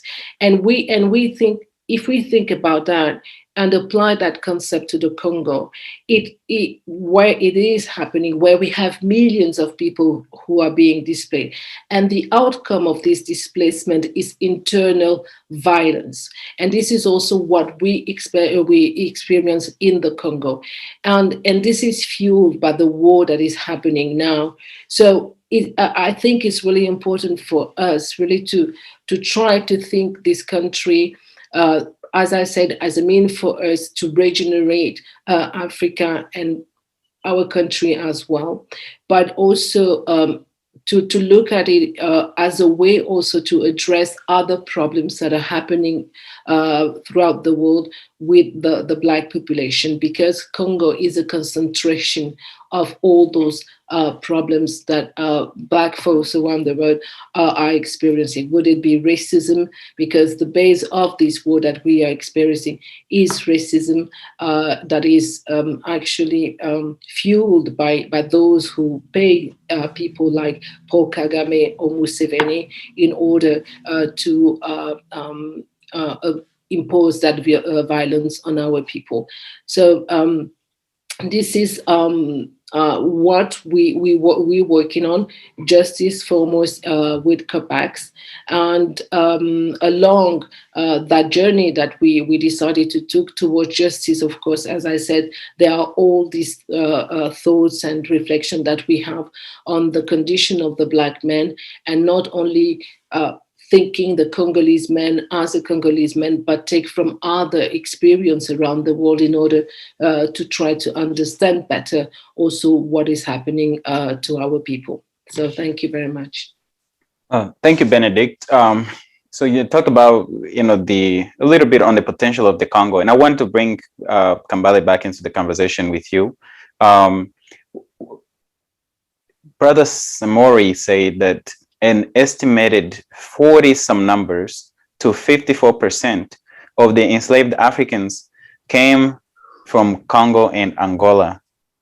And so the Congo has so much potential, both human and otherwise, in terms of nature.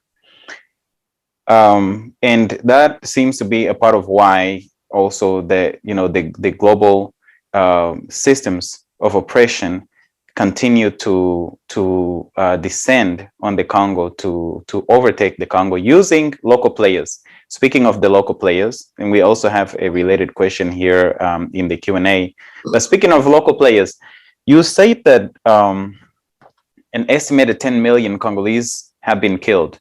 And this question is for both you and Kambale to set the record straight.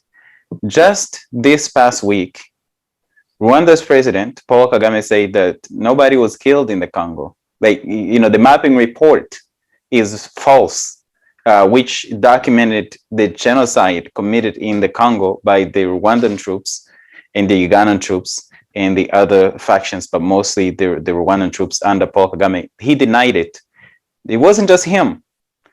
July 18th, last year, July 18th, 2020, General James Kabarebe, one of Kagame's assistants, also said nobody was killed in the Congo because they have not found a single dead bodies. But we know there's all these mass graves everywhere. So I want you to set the record straight, because a part of this conversation in terms of solidarity, we got to be in solidarity to preserve life, the life of our people. But we got to be truthful. So who's telling the truth? Is it you or is it Kagame? And this question is to both you and Kambale. Madonna, maybe I started, maybe I'll let Kambale elaborate a little bit more. But I just want to say that we have two decisions of the African Court of Justice saying that Rwanda committed crimes in the Congo.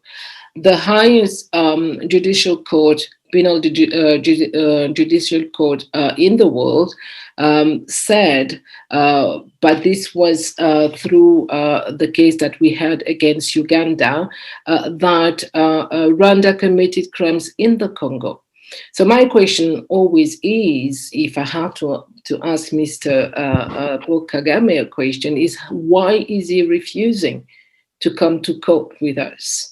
If there is nothing there, I mean, they would have all the legal means to prove that nothing happened. We have to— Benedict, I once asked him that question on BBC.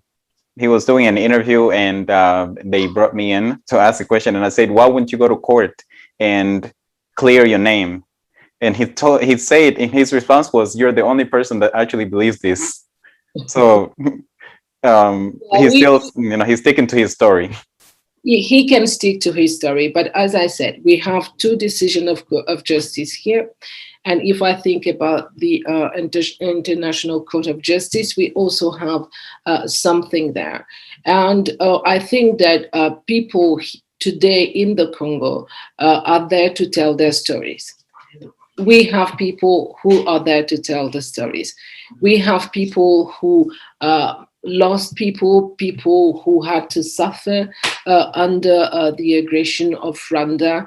And so I just want to say that for me, actually, what he said, it's just a way of accusing himself, because I think that maybe if he was I think, wise enough. Maybe he would have said something like, yeah, we had to intervene in the Congo, and unfortunately, with other African countries, this is what I would have said, because when we talk about the mapping report, it's not only about Rwanda.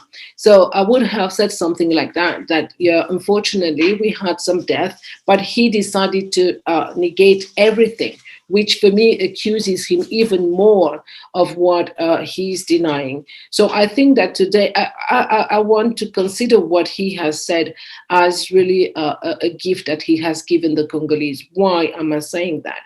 Because we reach a point actually where there are enough evidences for us not to turn our head. And I think what is happening now, and maybe what Mr. Paul Kagame is feeling, is that now we're looking at him. And the Congolese people were so upset about what he said that we never, for a long time, we never felt that solidarity, all these people coming together, saying enough is enough. And this is a momentum, I would say. And I even want to encourage Mr. Kagame to say even more and come insult us every day until he faces justice, because we are going to fight. And we really have the feeling now that we have been saying the truth all this time. And Congolese people, they have to consider what happened as a victory and why. We forced Mr. Kabarebe to speak about the mapping report. We forced Mr. Kagame to speak twice, not only that last time, but when he was commemorating the genocide, he had to speak about this mapping report and saying that it was false. We forced our own government to recognize the fact that there was a crime there, and that actually our president promised to tackle that subject. We forced the European Union to speak about that mapping report. And Congolese should consider that as a victory, because, maybe in a long time, we made the offensive and they are the one who have to defend themselves. And actually, they're doing it very badly. But we are going to pursue that fight and tell Mr. Kagame that he should be ready, because we are fighters and we're going to fight hard. Yep, we are not backing down until we get justice for the people, because justice requires truth, and without justice, you cannot achieve peace. And the potential of the Congo is going to waste right now, and is really, again, going to the systems of global oppression, white supremacy, what we talked about. And by the way, Kagame said this while he was kneeling in front of the French president this past week. But I wanted to bring Kambale into the conversation. Again, let's set the record straight. What actually, happened in the Congo, and how could somebody known as a Pan-African, Paul Kagame, really be accused of killing so many people? Is he a Pan-African? You're asking me a very difficult question, which has a simple answer. There is nothing Pan-African about Paul Kagame. And this is also where our class analysis comes in. It's really important to really understand what's happening in the Congo in the prism of oppression of all working people of the world. The statement of Kagame cannot be looked at as a single issue.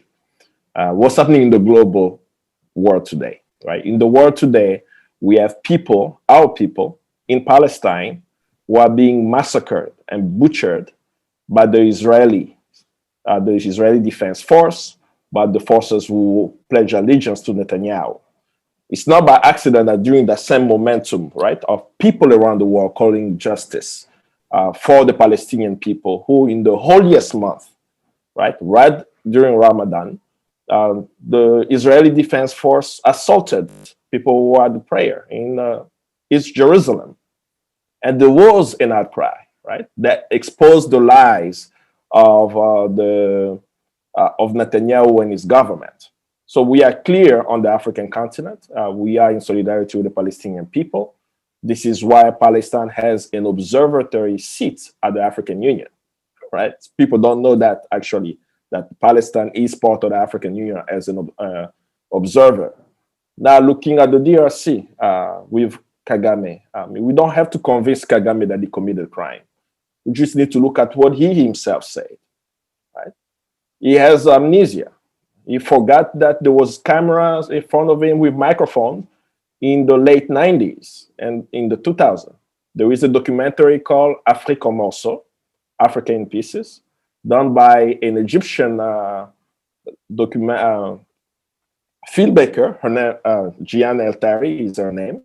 And in that documentary, you hear Museveni of Uganda, Paul Kagame of Rwanda, bragging about the invasions of the Congo.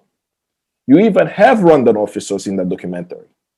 You have James Kabarebe, who's currently a military advisor to Paul Kagame. He used to be a Congolese army chief of staff. Today, he's a Rwandan a military advisor. I don't know what happened. Did they give him citizenship in Rwanda? He dropped the Congolese citizenship. I don't know what actually happened for him one day to be Congolese and the next day is Rwanda. But today, he's in Rwanda. Criminals without borders, right? Indeed. And it's really important. I always bring up the case of James Kabarebe because people sometimes get confused about what's happening in DRC. And his case is perfect to explain. How do you explain that a Congolese general is now a Rwandan military advisor? And in that same documentary, you have Kayumba Nyamwasa. He says something very fascinating in that documentary. Rwandan General Kayumba Nyamwasa, who is today not in one accord with Paul Kagame, talks about the massacre in Tingi Tingi. Tingi Tingi is a town, it was also an encampment of Rwandan refugees, and there were also Congolese there that was close to Kisangani. In that documentary, Kayumba Nyamwasa explains how that they moved some refugees back to Rwanda and the massacre. He literally said that those who could go, we took them back. Those who couldn't go, we dealt with them, right? So he admitted in the documentary, Paul Kagame admitted to the invasions of the DRC with his partners, and they called it, back then, when you look at the articles, that this was a Pan-African undertaking. What is Pan-African about the killings, the maiming of millions of Africans? There is nothing Pan-African around that. When we look at the 1945 Manchester Conference that I continue to refer to, when young Africans came together to discuss the liberation of Africa and saying that force was the last resort, they were fighting colonialism. They were not fighting to say, we are going to go to the Gold Coast and massacre the people of the Gold Coast, which is now Ghana. They were clear about the oppressor. And that goes to one of the questions that I saw in the Q&A, speaking about the neocolonial agents. I think the person is speaking from the perspective that we have African leaders who are selling out. We need to be clear what the leaders of the African continent represent. There is a serious class struggle on the African continent, where there is the elite of the African continent in cahoots with imperialists. We know that. Paul Kagame of Rwanda was in France. Felix Tshisekedi of the Congo was in France. Macky Sall of Senegal was in France. You know, I can go on. They all flew there. They did not ask the permission of the citizens for the dealings in Europe, right? So the elite of Africa has been collaborating for centuries with the elite of Europe, right? The global imperialists. They did it during slavery. The Portuguese dealt with the bourgeoisie of Africa to sell our brothers and sisters. So we need to also be clear about who sold our brothers and sisters to slavery. The chiefs and the others, they represent a class. And Nkrumah was clear about that he said this is going to continue to be the fundamental challenge. So when Africans are coming together and we are ending up with Paul Kagame, the people of Rwanda did not choose Paul Kagame to be their leader. The past two elections, he won by over 90%. You want to tell me that the vast majority, over 90% of Rwandans in the country, right, where they say you have Hutus, Tutsis, and Twa, that over 90% of Rwandans voted for a mass killer.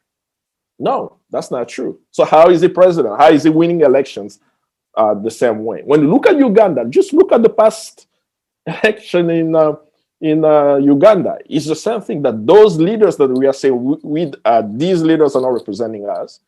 That is true, but we did not put them there. Capital put them there. They are the one providing access to our resources. So the solution is only Pan-Africanism. Kagame can deny that over 6 million Congolese people have died, that no crimes have committed, and I showed how there is evidence that he himself have recognized that. It's up to the African people to rise up, to unite, to say that what's happening in the Congo is a crime against humanity, just as they did before. When there was apartheid in South Africa, and there was the African States the Conference of African States in Ghana here, I think it was in 1958, in April of 1958, that meeting took place here in Accra. They did not invite South Africa. They said, as long as South Africans have apartheid, they're not going to participate in this meeting.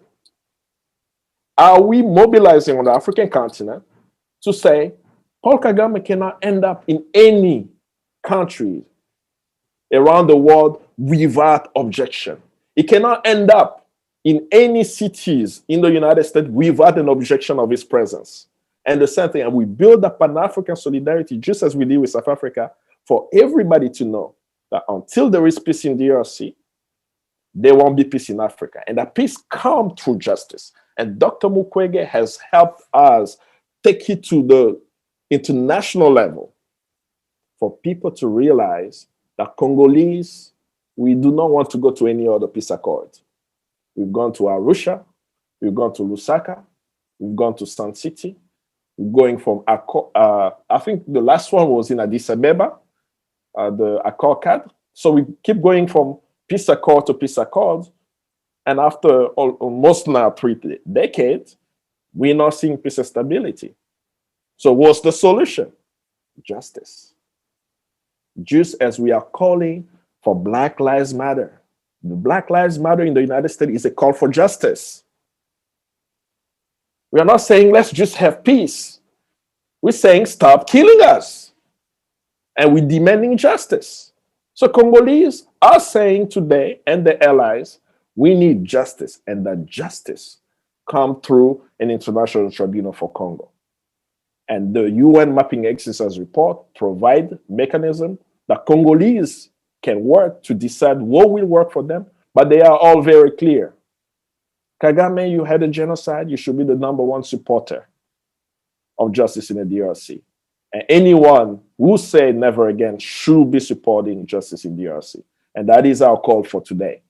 For now, there needs to be justice in the DRC now. Thank you, Kambale. We are running out of broadcasting time. This has been such a powerful conversation. There has been some intervention in the chat, and I think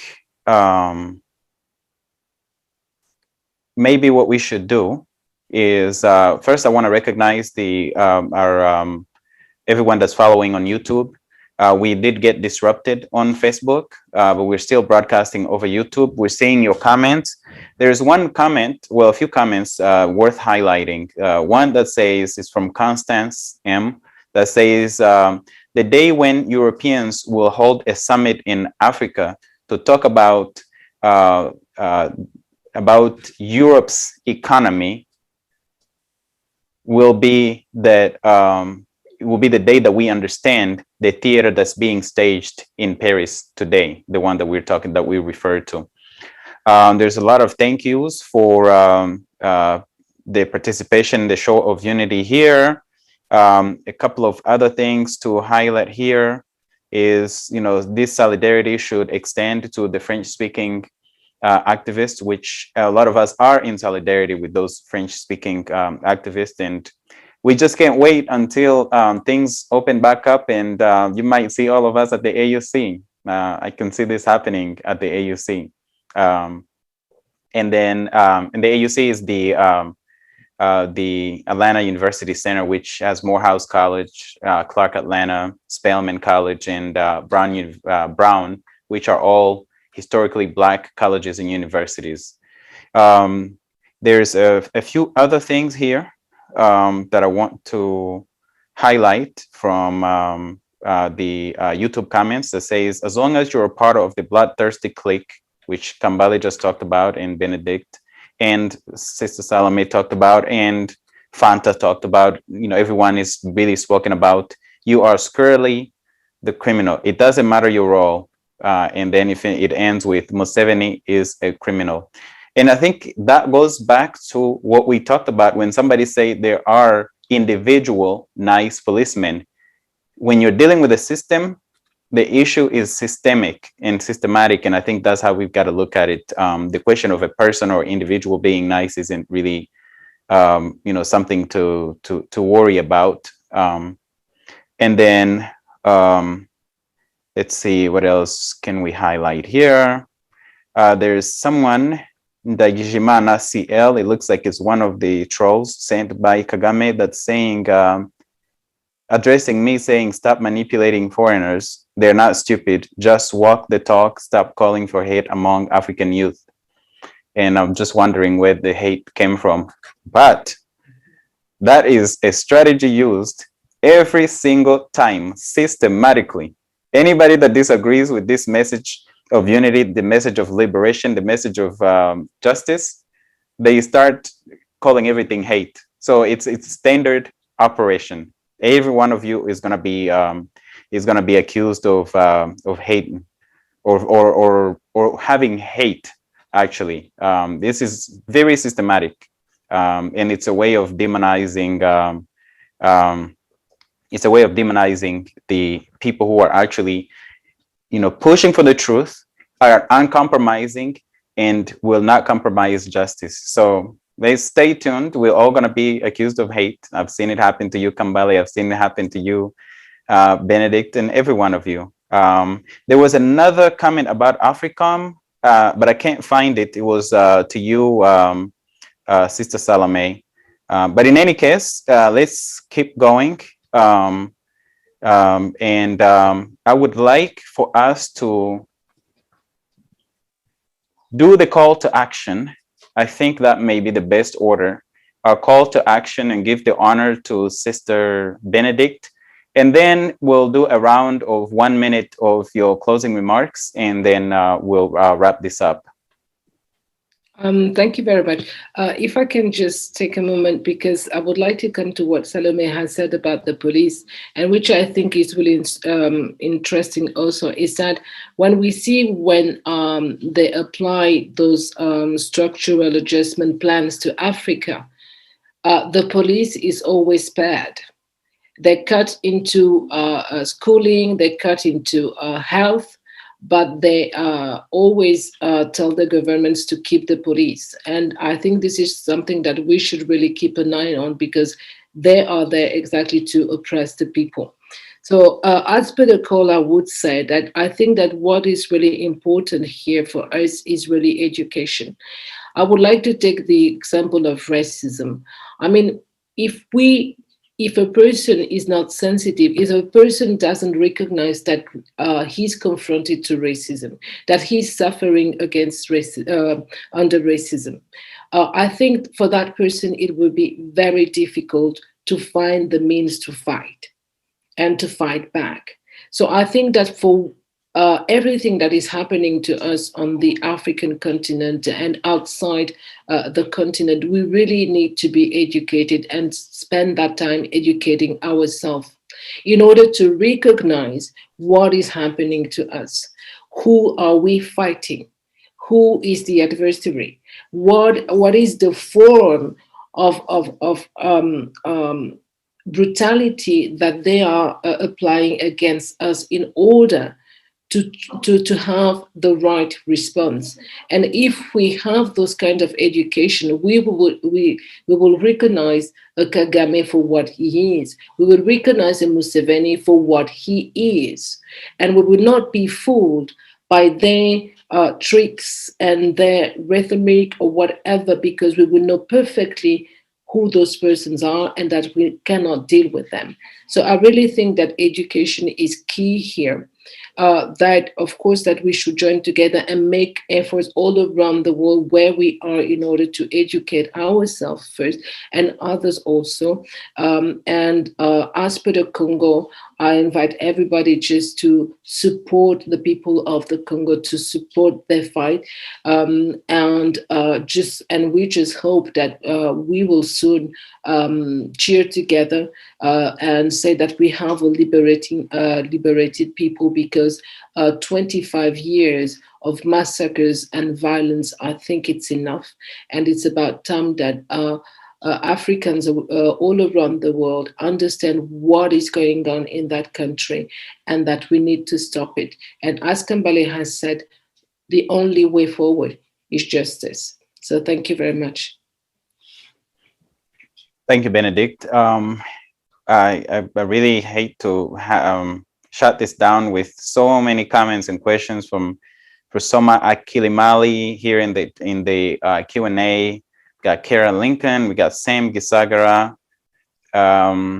we have Angelita Kitatu Kiwekete, but we have limited broadcasting time, and I wanted to go around and give everybody a minute of time to give your closing remarks. Again, we call on everybody to support the work to pursue justice for the Congolese people that Dr. Denis Mukwege and COPAX and Sister Benedict and Kambale and the rest of us are involved in, and really salute everybody that's been involved in the push to keep the mapping report alive and relevant for the last 11 years. With that, I would like to start with Kwame Wilberg.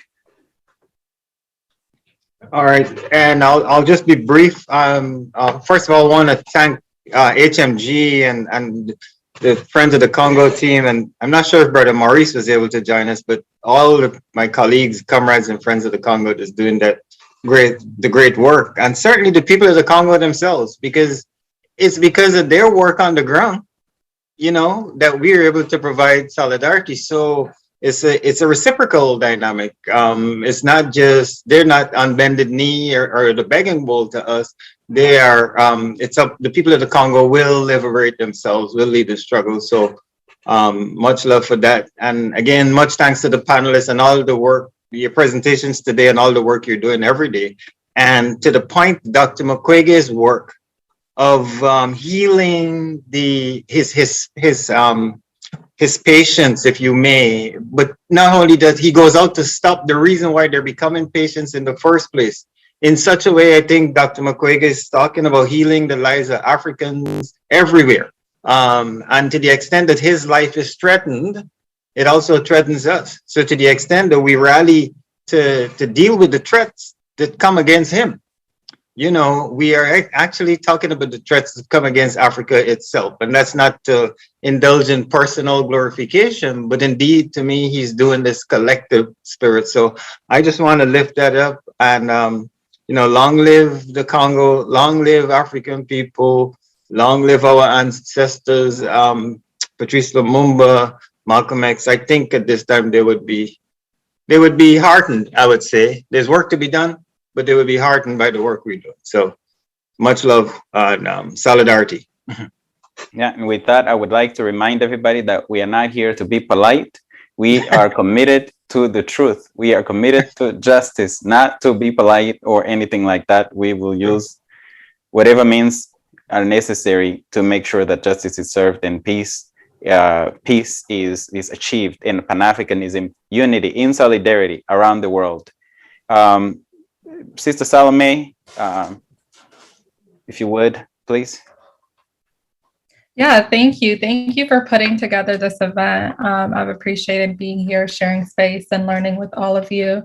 I think the main things that I want to highlight is political education. And I think it's important to really learn true histories, learn real understandings as to how we got here, learn real material conditions that have led us here, and really unlearn a lot of the methods of neocolonialisms that exist, including, cultural imperialisms that come through even the media we consume, et cetera, et cetera. And so one of the ways that we could do that, if folks are interested, is the U.S. Out of Africa network of the Black Alliance for Peace has post boards every few weeks or so in terms of like understanding specific conditions in specific spaces.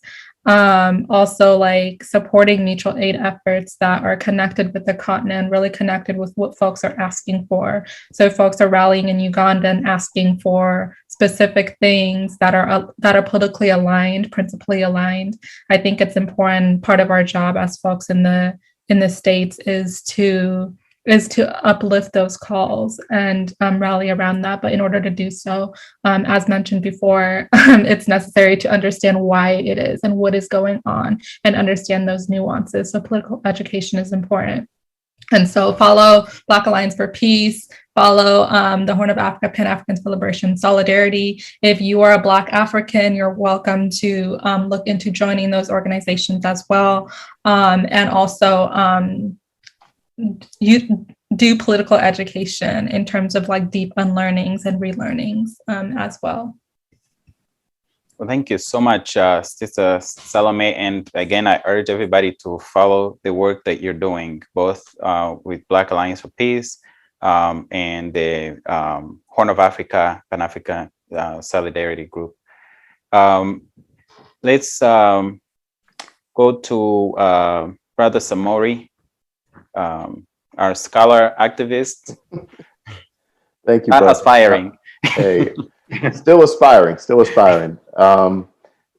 I guess, again, I just want to raise up the work that Brother Kennedy and Sister Angelita and Sister Asha Sakomo, that they're doing, that we're doing together between two Black institutions, Morehouse College and ULPGL at Goma, and with Friends of the Congo.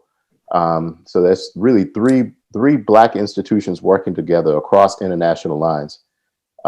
We need to do that, and we need to be doing that regularly. It doesn't matter if you're a journalist, then you need to reach out and support African journalists on the ground, especially as they are covering places like the DRC and other places where African people's lives and our rights are being sacrificed on the daily. So I disagree with the idea that Pan-Africanism in some ways is an ideology that we can adopt. Pan-Africanism is what actually created the national and cultural identities of Jamaicans, of Haitian people, of Africans in America. Without the connection between those different ethnic groups, there would be no African American identity. There would be no Haitian identity. There would be no Jamaican identity or a Brazilian, Afro-Brazilian identity. So we need to make sure that we are living and being true to the essence of who we are. Pan-Africanism is true to the essence of who we are. If we are not looking after the cause and the rights of African people and Black folks around the globe, in the Pacific, and everywhere, Black folks in Australia, if we're not doing that, then we are not being true to ourselves. So don't call yourself a Black nationalist or whatever if you are not actually interested in the rights of African people around the globe. So that's all I want to say. And something else I was supposed to say, but that's it. I'm taking too much time. Thank you, brother, for putting this together. Thanks all the activists here, and look forward to putting y'all in connection with our students also. Every single one of y'all, BK, Sister Salome, Brother Kambale, you ain't been back. It's been a minute. So we gotta have you back on campus, man. I really appreciate y'all. You can also add HMG and Aglan to those Black institutions that will work in solidarity. Absolutely. Work in solidarity with your institution and Friends of the Congo and many others. And I'm pretty sure COPAX will make a claim also. So with that, let's go to Kambale and wrap it up with Sister BK. I'm a loss of words because I was thinking when Professor Morris started speaking about Pan-Africanism. And I've shared that before with Brother Kwame. You know, every time I've come to Atlanta, the family, the Friends of the Congo family, have always made me feel at home. When I needed a bed, there was a bed. When I needed to eat something, there was something there. That goes to what Professor Issa Shishvi told me, right? Beyond the discussion of what Pan-Africanism is, we live it, right? Through Pan-Africanism, I had a home in Atlanta. Through Pan-Africanism, the story of the Congo was able to be heard in that place. And when you start looking at the community that's built around the work that's being done in Atlanta, you hear Guyana, right? They are also Congolese. There are many different ethnic makeup that make what's happening in Atlanta stand for the DRC. So beyond the long text that we may read about what Pan-Africanism is, we should all be clear that we are living and building Pan-Africanism in a very concrete way.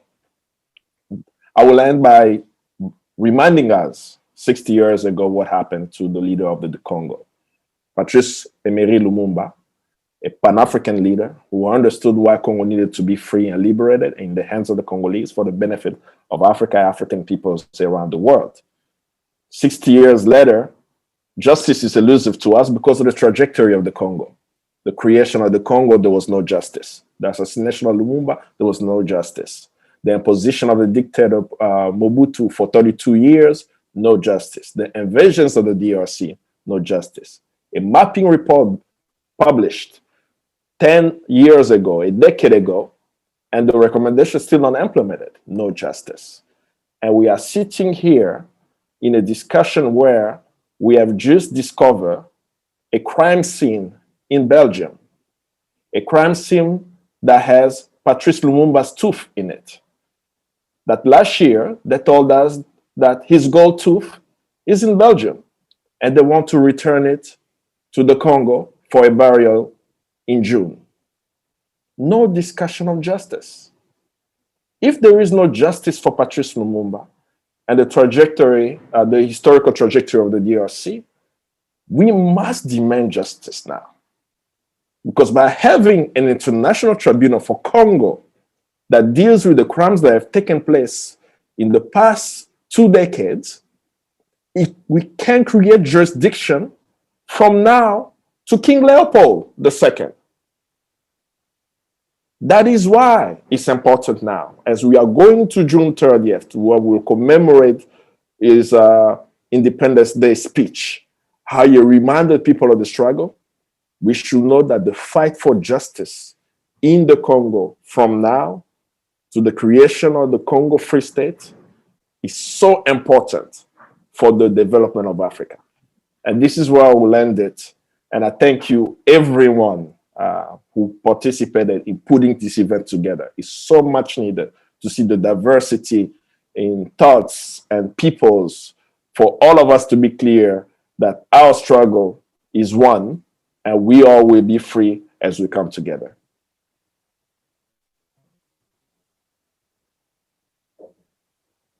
Thank you, Kambale. Before handing it off to Sister BK, I want to recognize 2 sisters here. One is Louise Wachu, who was invited to this panel, but I had a scheduling mix-up when I sent her the invite, and apologies to you, Sister Louise, but it's good seeing you taking part in the conversation anyway. Also, Elder Takuma, who had connectivity issues, sent he basically said he's honored to have been invited. Apologies for not being able to, running into the technical issues. There's another sister here from the Horn of Africa, I would guess from either Ethiopia or Eritrea. that says, her name is Dunia Tegegen, that says African ourselves should be a solution for Africa's problems and should not create further problems, especially when it comes to ethnic and race issues through misinformation and disinformation. We should check for the truth and help diverse people of the continent come together. And I echo that sentiment. Again, we are not here, our commitment is to the truth and justice, not to be polite.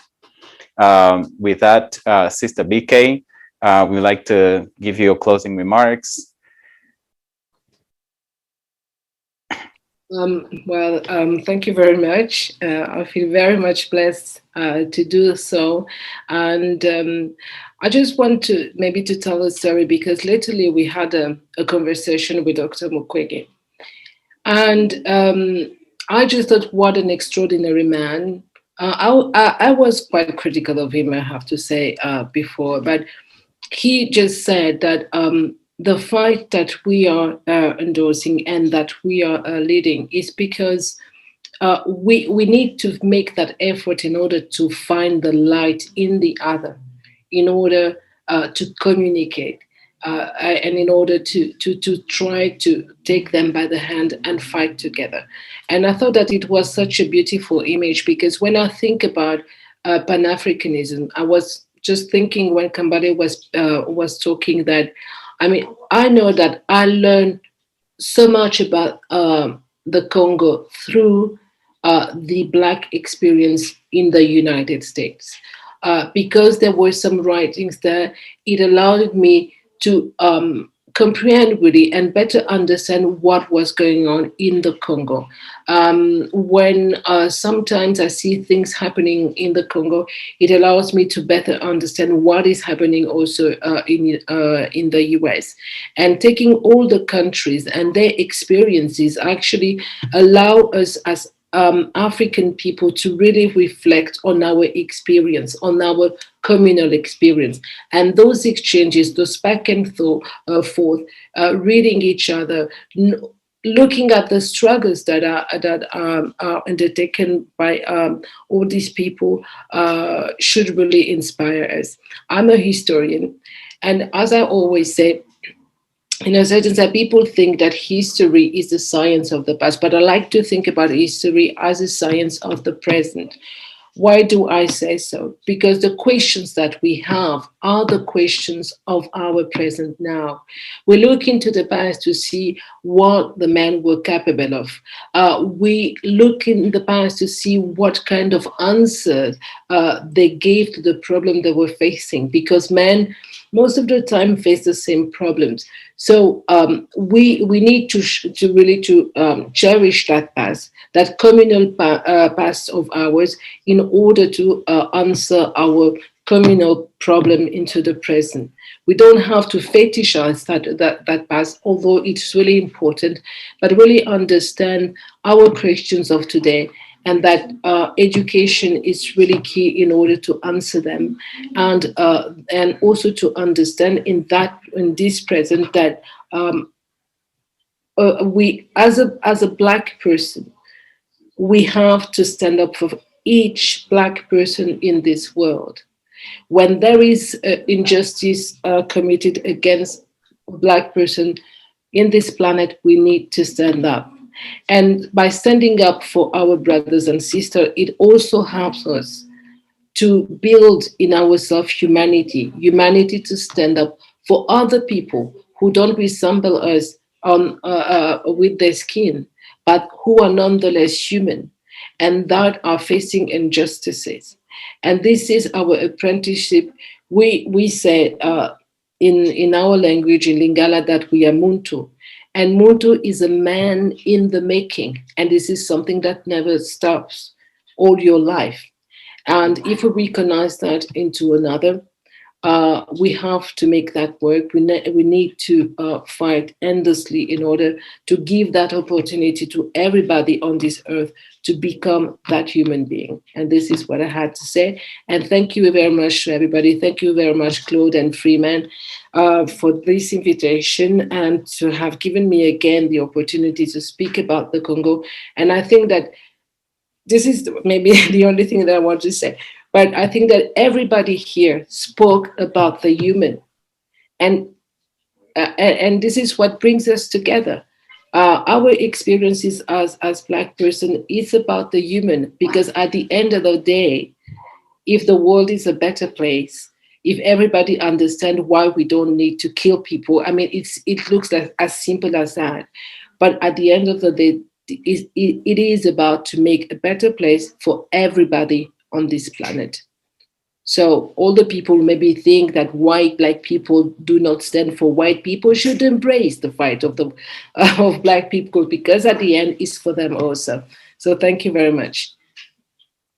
Thank you, Benedict. A couple of members of the audience in the webinar that I'd like to recognize: Rusoma Akilimali, who said that we cannot ignore the issue isn't that the issue is in the system, but we don't have a system in front of the global white supremacy system. It's therefore a lack of state and structure. And then Kennedy Kihangi Bindu says, nothing could stop our efforts to move this agenda, keeping in mind the Ubuntu philosophy. I'm enjoying the session. Thank you, Brother Sam. So shout out to you, Brother Samori. And I just want to, I don't actually have closing remarks because you've said it all. The big highlights that I took away was educate, use the education, educate both ourselves and others, use our education to take action, stand up for others, do it in solidarity. Don't look the other way. That's what I understood. That's my big takeaways here. There's a lot of great work being done by everyone here. Sister Benedict, Kambale, Fanta High, who had to leave early, and Carvel Bennett. We thank everybody for participating. Salome Ayuk, Elder Takuma Brown, Samori Livingston, and our Kwame Wilberg of Friends of the Congo, Atlanta. We want to thank you, everybody, for participating, especially the technical team, Quadro. Thank you. And the others who are making this happen. Before I hand it off to the studio to close it, because we will, HMD is a part of this solidarity work. I want to, instead of giving closing remarks, read the solidarity statement with Palestine that came from Friends of the Congo, Atlanta. And we also read it last week during an event we held here on HMG, but it also has an addendum that we would like to add. So it goes, comrades, Nakba, 1948 to 2021. Today, we lift up the memory of the great catastrophe. We also stand in solidarity with our long-suffering brothers and sisters in Palestine. We call on all of us who value the principles of human rights and dignity to rally to this urgent call at a time such as this, when each minute can be measured in lives lost, buildings and homes destroyed, and land captured. We call on those whose governments fund the forces of terror that occupy Palestine, who provide the political license for this ongoing slaughter, to demand that their representatives call for the defunding of this violent colonial campaign being waged by the apartheid regime. We call on the international community to live up to its pledge of never again after the end of the Imperial War of 1945. We honor Patrice Lumumba's message in relation to our people in the Congo, and find it commending that we raise our voices and act as loud as we can to support the Palestinian people in this hour of need.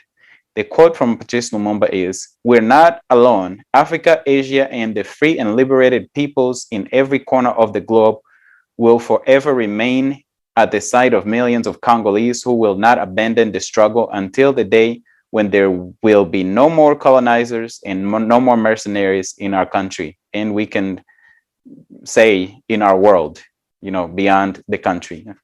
And the statement continues, our solidarity is forever informed by our ancestor, Dr. Martin Luther King Jr.'s noble observation that injustice anywhere is a threat to justice everywhere. From the river to the sea, Palestine will be free. And the addendum is, we are thankful for the ceasefire, but we note that the oppression continues, the essential political structure that maintains the crime of apartheid, the stealing of land, and the daily dehumanization of the indigenous people of Palestine is the root cause of the suffering. It must be dismantled. The criminals and the collaborators must be brought to book and put on trial as the Nazi criminals were at Nuremberg. Justice must also include reparations for the victims and concrete global solidarity to restore the human rights and dignity of the Palestine people.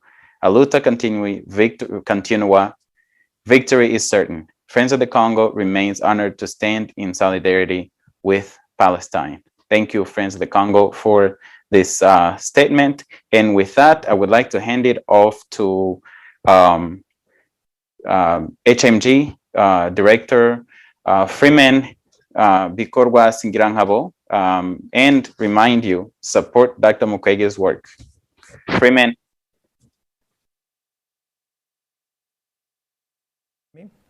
Thank you. Thank you, if you can hear me. I really want to be so appreciative of Dr. Samori, Kwame, Kambali, Benedict, Claude, and so many others who have been here, Fonta and Calvin, I do believe. This has been such a magnificent presentation that you have given us. And I also want to really commend each and every one of you for the time that you have put into this this event. But I also want to say to all our viewers worldwide, we hope that you have enjoyed this magnificent discussion on the Pan-African solidarity. This event was made possible by the Friends of the Congo. They have done such a marvelous and fantastic work and presentation. They worked so hard. They've worked so hard for so many years, as far as I know, since early 2000, I do believe, working on behalf of the Congolese. And they literally worked their butt off, doing all sorts of activism as long as I could remember here in Washington, D.C. So I'm super grateful to Kambali and your organization, Friends of the Congo.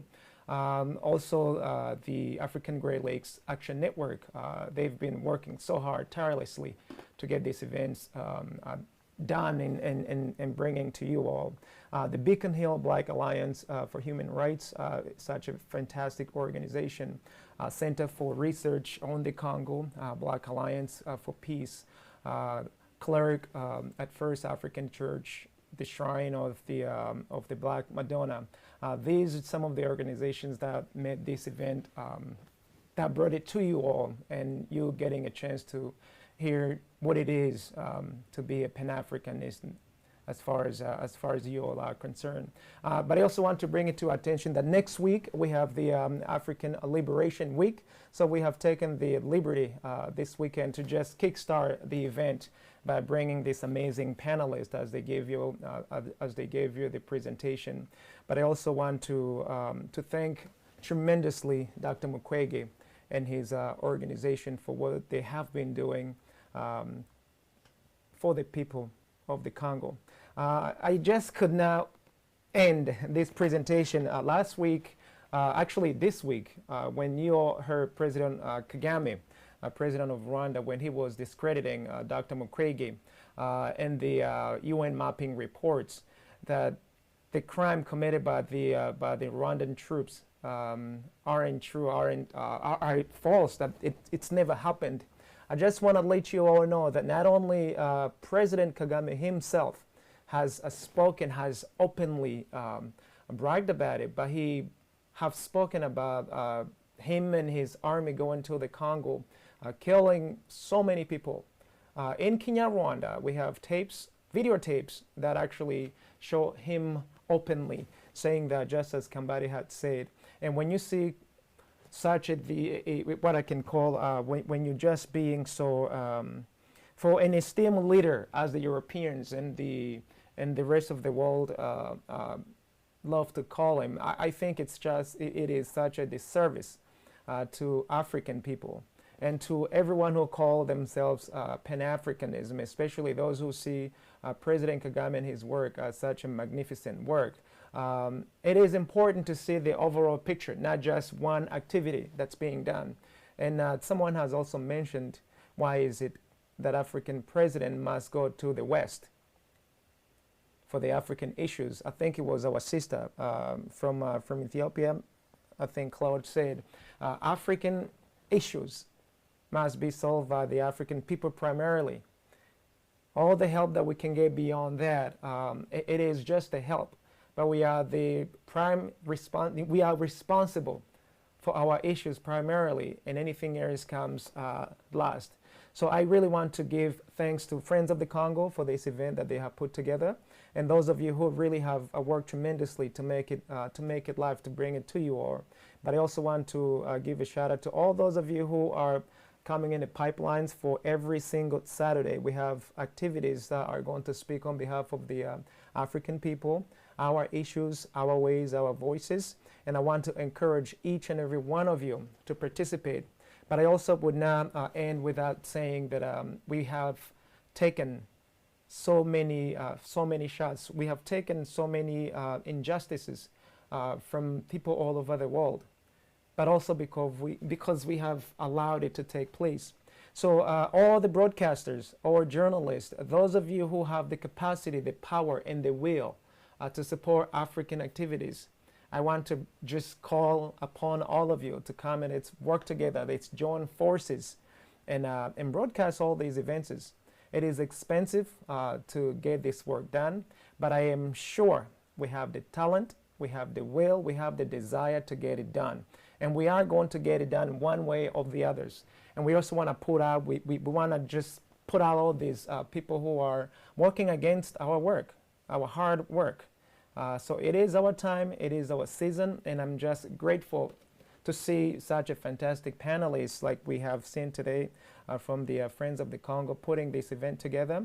Those of you who are speaking on behalf of Africans all over Africa, the Caribbeans, and everywhere you have a Black descendant, I just want to call upon you, let's get together. Let's put your word out there. Let's speak through our own voices. Let no one speak on your behalf, because your story is going to be written by you, by your own family. Don't let nobody else speak or write your own story. And with that in mind, I am so truly grateful and humble to have been a part of this event. I'm grateful, and I want to thank all our sister channels and distributors worldwide who have really made this event possible. And we also ask that you continue to really help out so many organizations. We have the technology, we have the expertise to get this work done. And let's work together and seek out those who are really working on behalf of Africans to get our lives back, our lifestyle back, our dignity back. And with that in mind, I'm so grateful. I'm Freeman Singirankabo with HMG Network, broadcasting live from the Greater Washington, D.C. Metropolitan. Goodbye for now.